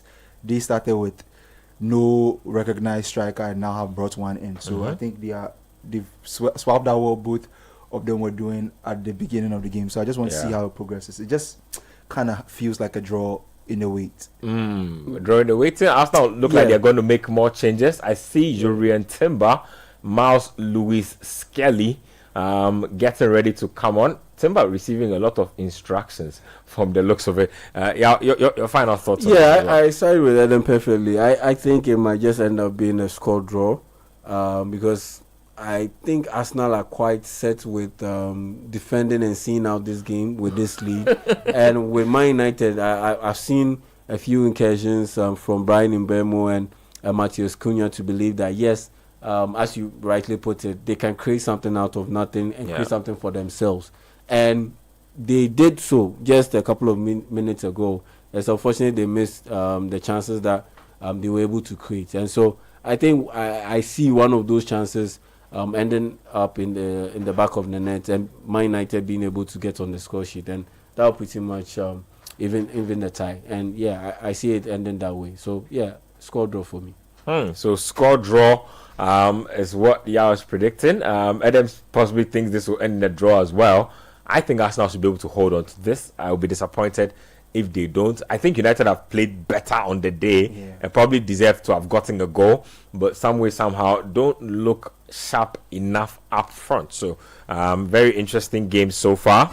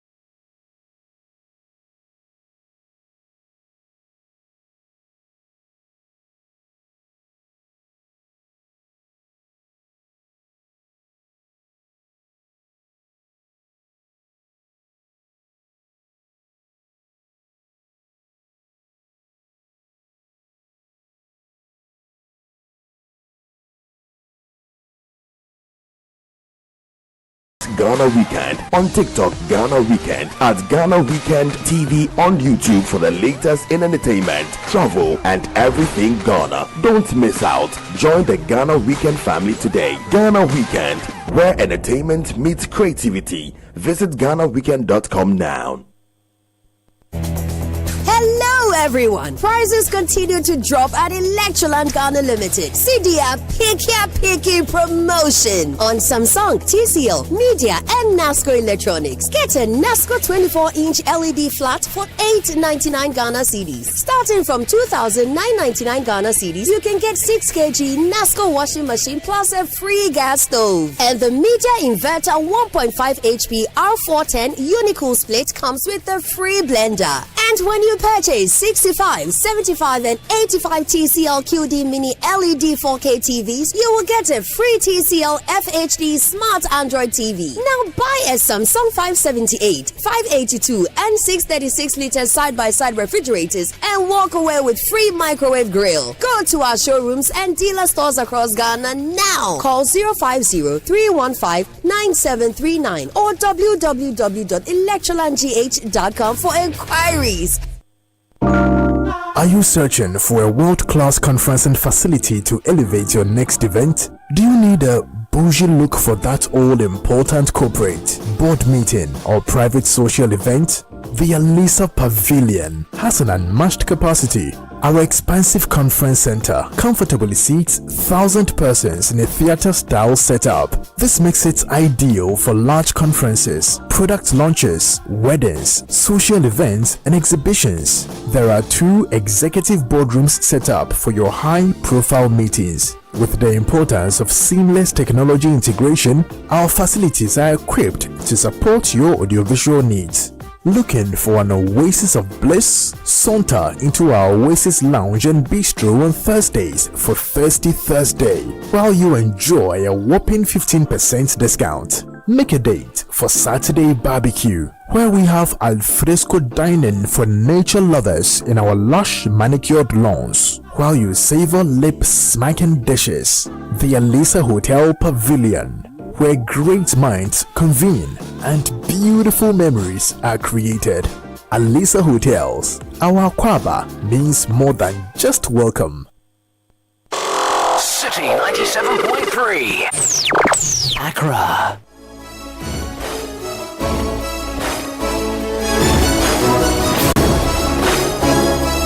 Welcome back. We're live on the Republic of Football, 97.3 City FM, YouTube Channel 1 TV, City 97.3.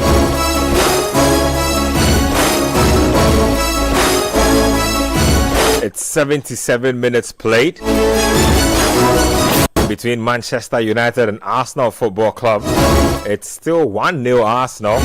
Goal scored by Ricardo Calafiori off a corner kick. Error by Bayende. Ball spilled into his path. And it was a simple finish for him.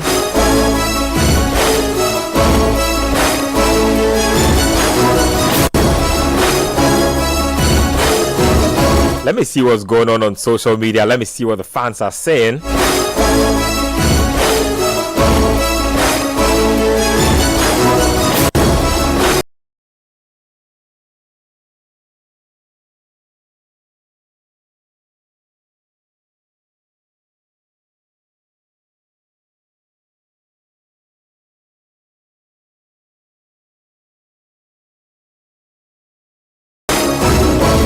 So I'm going to search for the name Yorkerus in my social media feed just to see what the word is on my guy.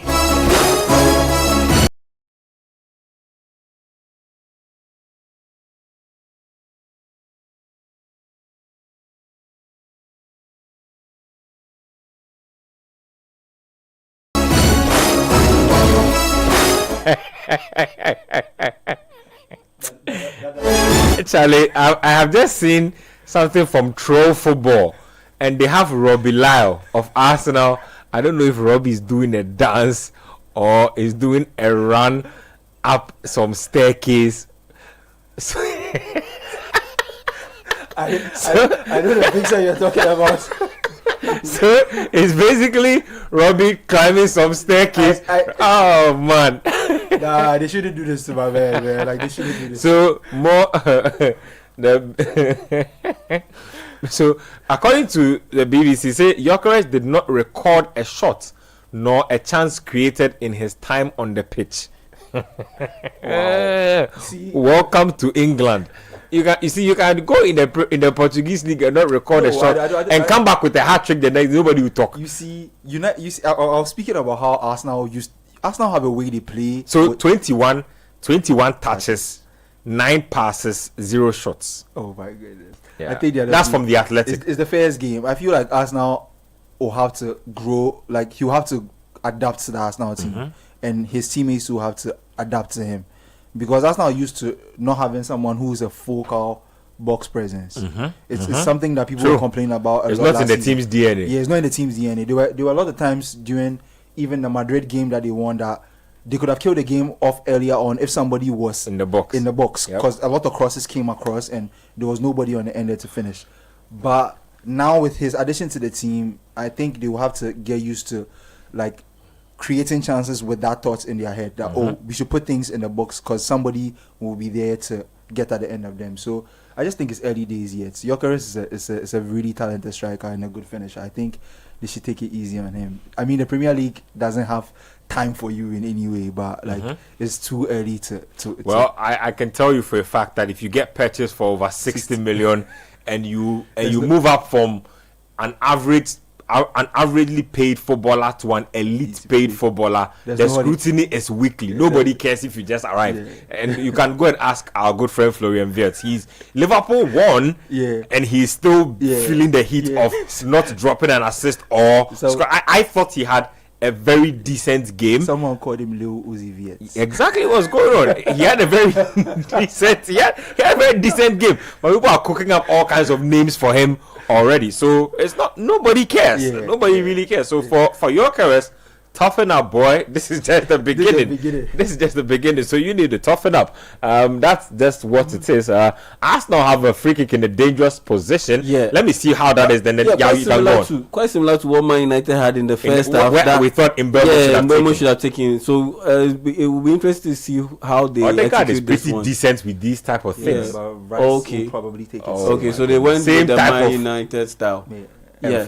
Yeah. I mean, look, with the right-footed player taking the this free is for lefties. I'm surprised that you see all this woke football stuff. This is man. That's a lefties free. Back in the day, you placed this here, Gareth Bale. That's in the back of the net. Like, why are you doing this? I think it's easier to defend when it's right-footed than a left-footed. Because exactly. When it's left-footed, he can bend it. Or he can place it in the far corner. Or he can place it in the near corner via banana kick or an inverted banana kick. Too many options. Or he can slide it under the wall. If they bite, if the wall bites, he can hit a snapshot that goes under the wall, quickly under the wall, carpet kind of shot, and into the net. So I think there are more options and better options to go with the left-footed player than to go with the right-footed player from that angle. I'm not sure what they were. And if you're right-footed, it reduces the options and the angles at which you can kick into. If you can score from that angle as a right-footed player, then your technique is insane. I'm not sure what they were trying to do over there. I'm not trying to just do the simple things. These days, teams like to overcomplicate the simplest of things. That's a smart way to earn a free kick. Well played, Amad Diallo. I need to get one of these Arsenal jerseys. I've decided. They'll come for you and ask you why you're wearing. No, I need it. Sorry.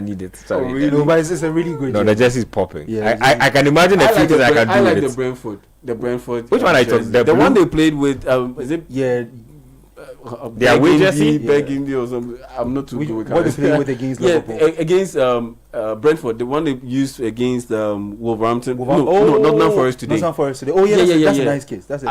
I really like that case. And even Forest home case, that case itself is a really good. But I like the Brentford kit. I really like the Brentford kit. It's just brilliant. I really like Arsenal Football Club. Still have some defending to do. 83 minutes of football played.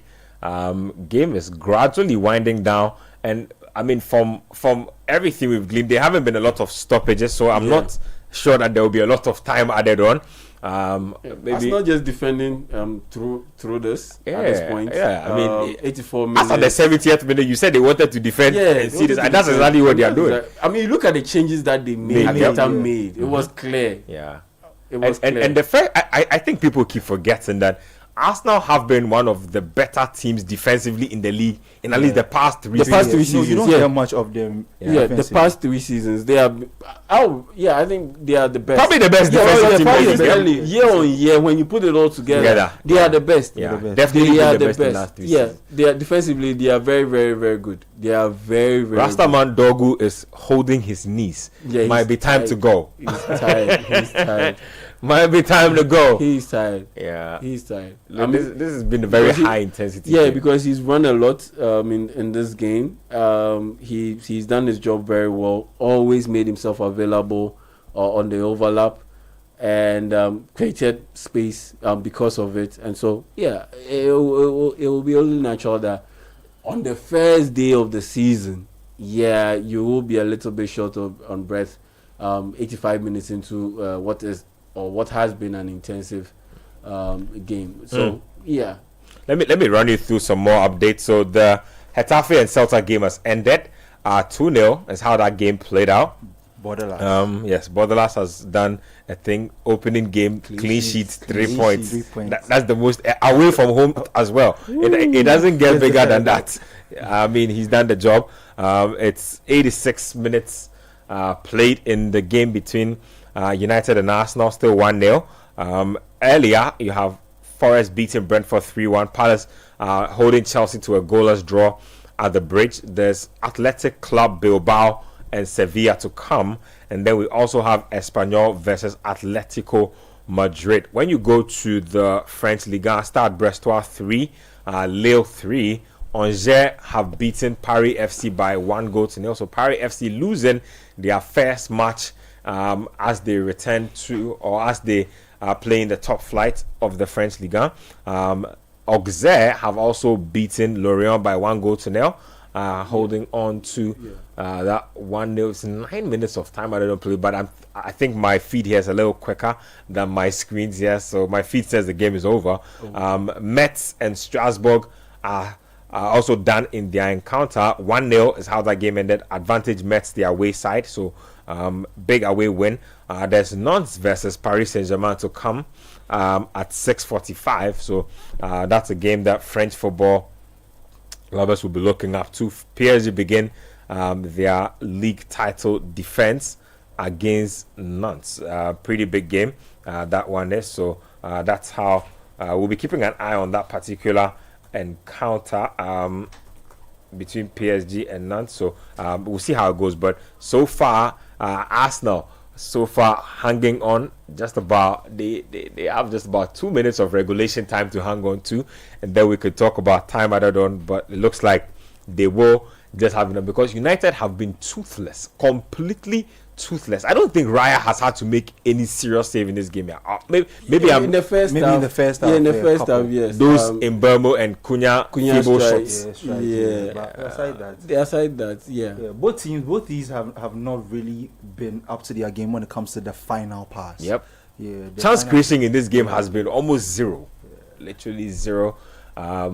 I'm not sure how the fans of both teams are perceiving this. A lot of United are making incursions, and this is the latest one. Ahmad has a thing. He has a thing for scoring late goals, or even sparking a chance that scores a late goal. So let's see. Yamoussoukro Messi. That pass just took the bite out of the attack. It was played a little bit behind Bruno Fernandes. Yamoussoukro Messi is what they call him. Messi. Yeah, let's see if he has a few tricks up his sleeve, because as at now, tick tock, the clock is just winding down very quickly. Not going the way of United. This is a big chance. Not happening for them as well. Ball is just bouncing all over in the penalty box and not falling at the feet of any player in particular. Sesko wanted to line that I up. was just about. Have you liked what you've seen from Sesko so far, guys? Well, has he even touched the ball? No, he's touched the ball. Yeah, but I mean, it's been all about Mbeumo, Amad Diallo, Cunha. So Look at Lenny Yoro and how high up the pitch he's gotten. Anyway, okay, now the cross has come in. He's attempted a header. I've seen him take it down, hold it up a bit, and do some. Yeah, so interesting. See, that's Delete doing it. Yeah, United have had to basically move their line all the way into the opposing half just to be able to get a goal out of this. That's a very crucial block by William Saliba. I'm telling you, right because that ball could have ended up going anywhere. It could have ended up going anywhere, and the fact that he did so without committing a foul in the penalty box, because he got a little bit of the ball, and that's a very good tackle from William Saliba. So we are into time added on in this one between Manchester United and Arsenal. United, the home team, are still in deficit in this game, down by 1-0. So we still wait to see if they can get something out of this. Goals. It looks like it's going the way last season, most of last season went, where Man United, they created chances but they couldn't score, and this issue pretty much in terms of chance creation has been compounded by the fact that when you look at last season, the top chance creators, Bruno, like I said, led the charts. In fifth place was Brian Mbeumo. 13th was Matheus Cunha. So you have three three players who ranked among the top 13 places in chance creation last season, playing for Man United and playing behind Benjamin Sesko. And so this time around there shouldn't be any excuses when it comes to the goal scoring issues, if they do tend to have one. And so Man United, they've done their bit when it comes to trying to fix the bit on the goal scoring issue. It's now down to the players to be able to put the get ball the in the job back done. of the net. And because at the end of the day, there's nothing more that the board can do or the owners can do. This time around, scream back us. This time around, we are not technical people. We will back you based on the reports you provide us. This time around, if let's say it doesn't work out, you can't turn around and blame the Glazers or Ineos, Jim Ratcliffe. No, because what they needed to do, they have done their part. So you do your part. They're not even done. They still actually want to do Baleba. Even if they miss out on getting Baleba and maybe a goalkeeper, just the offensive side of literally overhauled the team's offense. They've done their bit. So you can't put any blame on them at this point in time. Now you also keep up your end of the bargain. Your end of the bargain. Looks like Miles Lewis. I commended William Saliba for that block that he had on Matheus Cunha. But I also, while we were talking, the league delivered an absolutely brilliant tackle to prevent Bukayo Saka from getting what would have surely been Arsenal's second goal. Very, very good clearance by Delete. And now Manchester United again have a free kick, and they should do better. I'm looking forward to see Bruno Fernandes try to pick out either Harry Maguire or Benjamin Sesko. If it doesn't end up on the head of one of these players, it will be disappointing. Well, let me also tell you that we will be bringing you the Bese Manche Homowo Charity Cup between Accra Hearts of Folk and Kpando Hearts of Lions. That game is at the Accra Sports Stadium. Kickoff of that particular game will happen in a bit, so we'll be bringing you live coverage of that particular game as well. So do stick and stay for that one. But we're still wrapping up on the Republic of Football here on 97.3 Citi FM and Channel 1 TV. It's the big game of the weekend between Manchester United and Arsenal Football Club. United down by 1 goal. It looked like Arteta is trying to be calm, like, he doesn't care, normal win guy. You're excited, don't do that. But you see, that's the frustrating bit about Ugarte, as we just witnessed on the screen. Man United pinned Arsenal deep in their own half. A ball bounces around. Kai Havertz was quicker to the ball than Ugarte, but you need to stand off him and not just go barge into him. He did so. He barged into him, and Arsenal got a free kick. Pressure taken off. I don't like saying this, but Ugarte plays some very low IQ football sometimes. Like that's very low IQ play. That's literally it. That was like a very low IQ you are play. literally being nice with You them. need to sustain the pressure, and you've just done what. We're looking for a goal. Like, why are you doing that? It's so clear that Kai Havertz has got you beat for pace. He got to the ball first. Just back off him. Don't go lunge in. He goes and he lunges in. Kai Havertz gets fouled. The whole momentum just killed. Momentum done. Like, oh man. For I an get what you experienced mean, player, man. you shouldn't be making these kind of rookie mistakes. If it's, let's say, let me see, Aiden Heaven, if he makes that kind of mistake, yeah, I'll take it. But I always play for PSG, Sporting Lisbon, and no, you can't be making these kind of mistakes. And Spencer Food this is now Jadon Sancho already. Jadon Sancho look alike, holding his head in the crowd. Light skin Jadon Sancho. Holding his head in the crowd.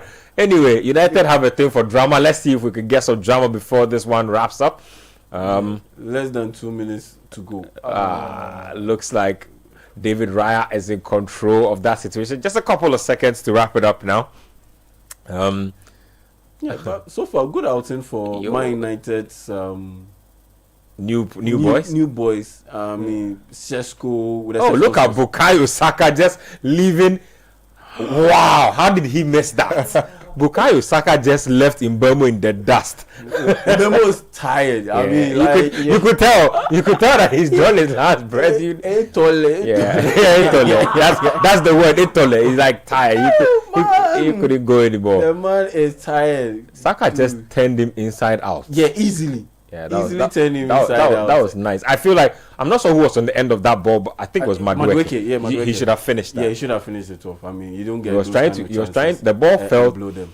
The ball fell in a manner that needed him to use his right. He was trying to use his left foot by force. Yeah.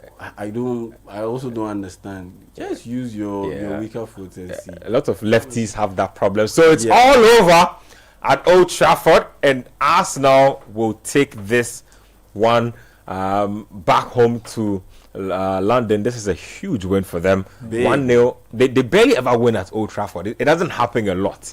So they'll take this 3 points. Calafiori, that goal scored early on in the game is the goal that they are still going by. I want to request though. I think the song we need to leave the studio with is Apeke. Just if we can find it in time, it will be a good way to sign out. I don't think that's bad at all.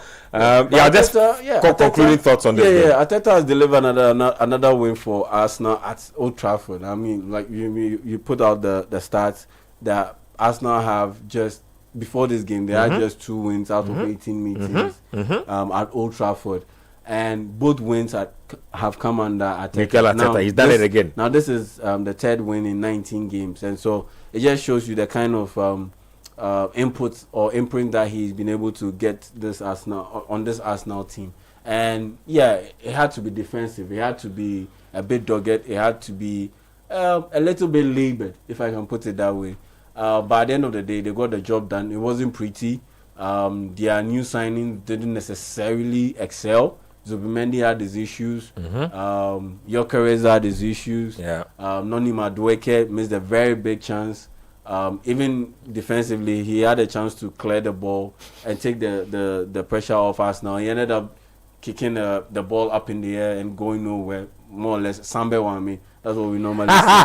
And so, I like that. Yeah, so the boys, you need to have played some cold football to hear that. Yeah. So the new boys didn't necessarily excite. That's for Arsenal. But at the end of the day, they went to the template that has been able to get them to second place 3 straight seasons in a row, and that's the defense. And if you play 4 central defenders, line them across the back, that's the kind of performance that you want to see. This is the kind of results that you want to see. You get a win and you get a clean sheet. And so for Arteta, I think he'll be just okay. He knows that in time the new signings will come good. But for Man United, it just highlights another problem for Man United. More or less, it's a take 2 steps forward, One take step 1 back. step back, because they've taken 2 steps forward with chance creation, doubling down on chance creation by bringing in Mbeumo and Cunha.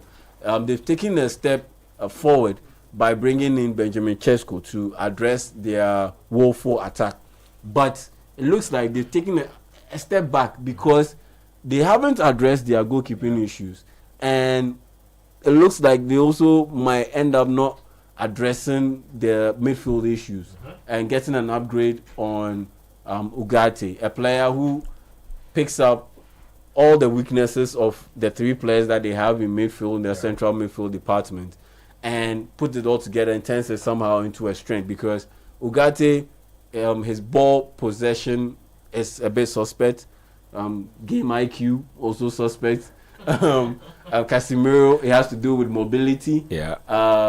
Kobe Menu also has to do with mobility and a lack of positional discipline or tactical discipline too. So you need a player who comes in and addresses all those weaknesses. And so, Man United, they've taken 2 steps forward, but they still have another issue that or multiple issues that they have to address. But if I'm to pick between the two, as in address the central midfield area or the goalkeeping position, I'll go in for the goalkeeping position, because what Bayende did and what Onana would do, Onana is likely to do.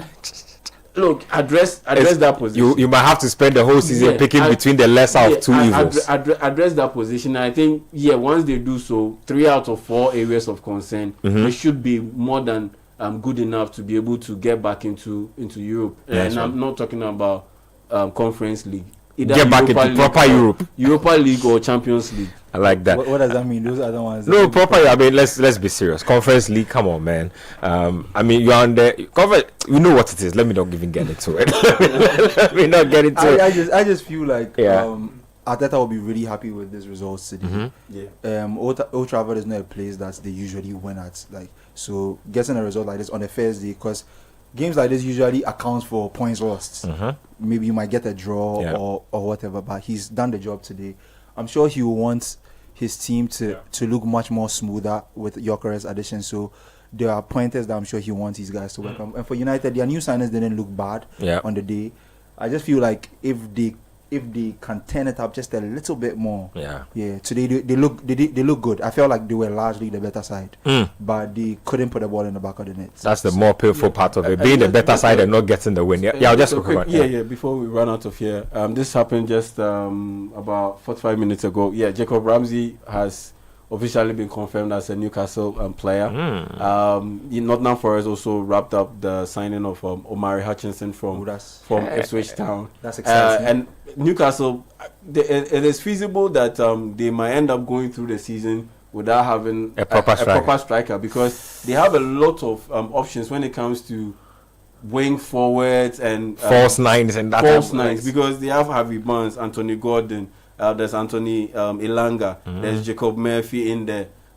They brought in Jacob Ramsey also in there. And so Joe Willock is also coming back from injury. So it's possible that in order to fit all these players in the team, it's possible that they might just go without a striker. Yesterday, I saw them. They need a striker. They should stop it. Anyway, thank you very much, J. Vita. Thank you very much, Adam Kai. But I would recommend that they go in for Randall Kolomani, because he fits that profile that we'll see. Bernard Abeku will come your way with the Bese Manche Homo Peace Cup. That will be live on Channel 1 TV. K Mafo will be with him to break that game down. So we'll be taking leave of you right now, and then when we return, the Homo Peace Cup between Accra Hearts of Oak and Pando House of Lions will be live on Channel 1 TV. Stay with us here on the broadcast. It's been absolutely amazing coming your way with this one. We are signing out, and then there's more football action happening.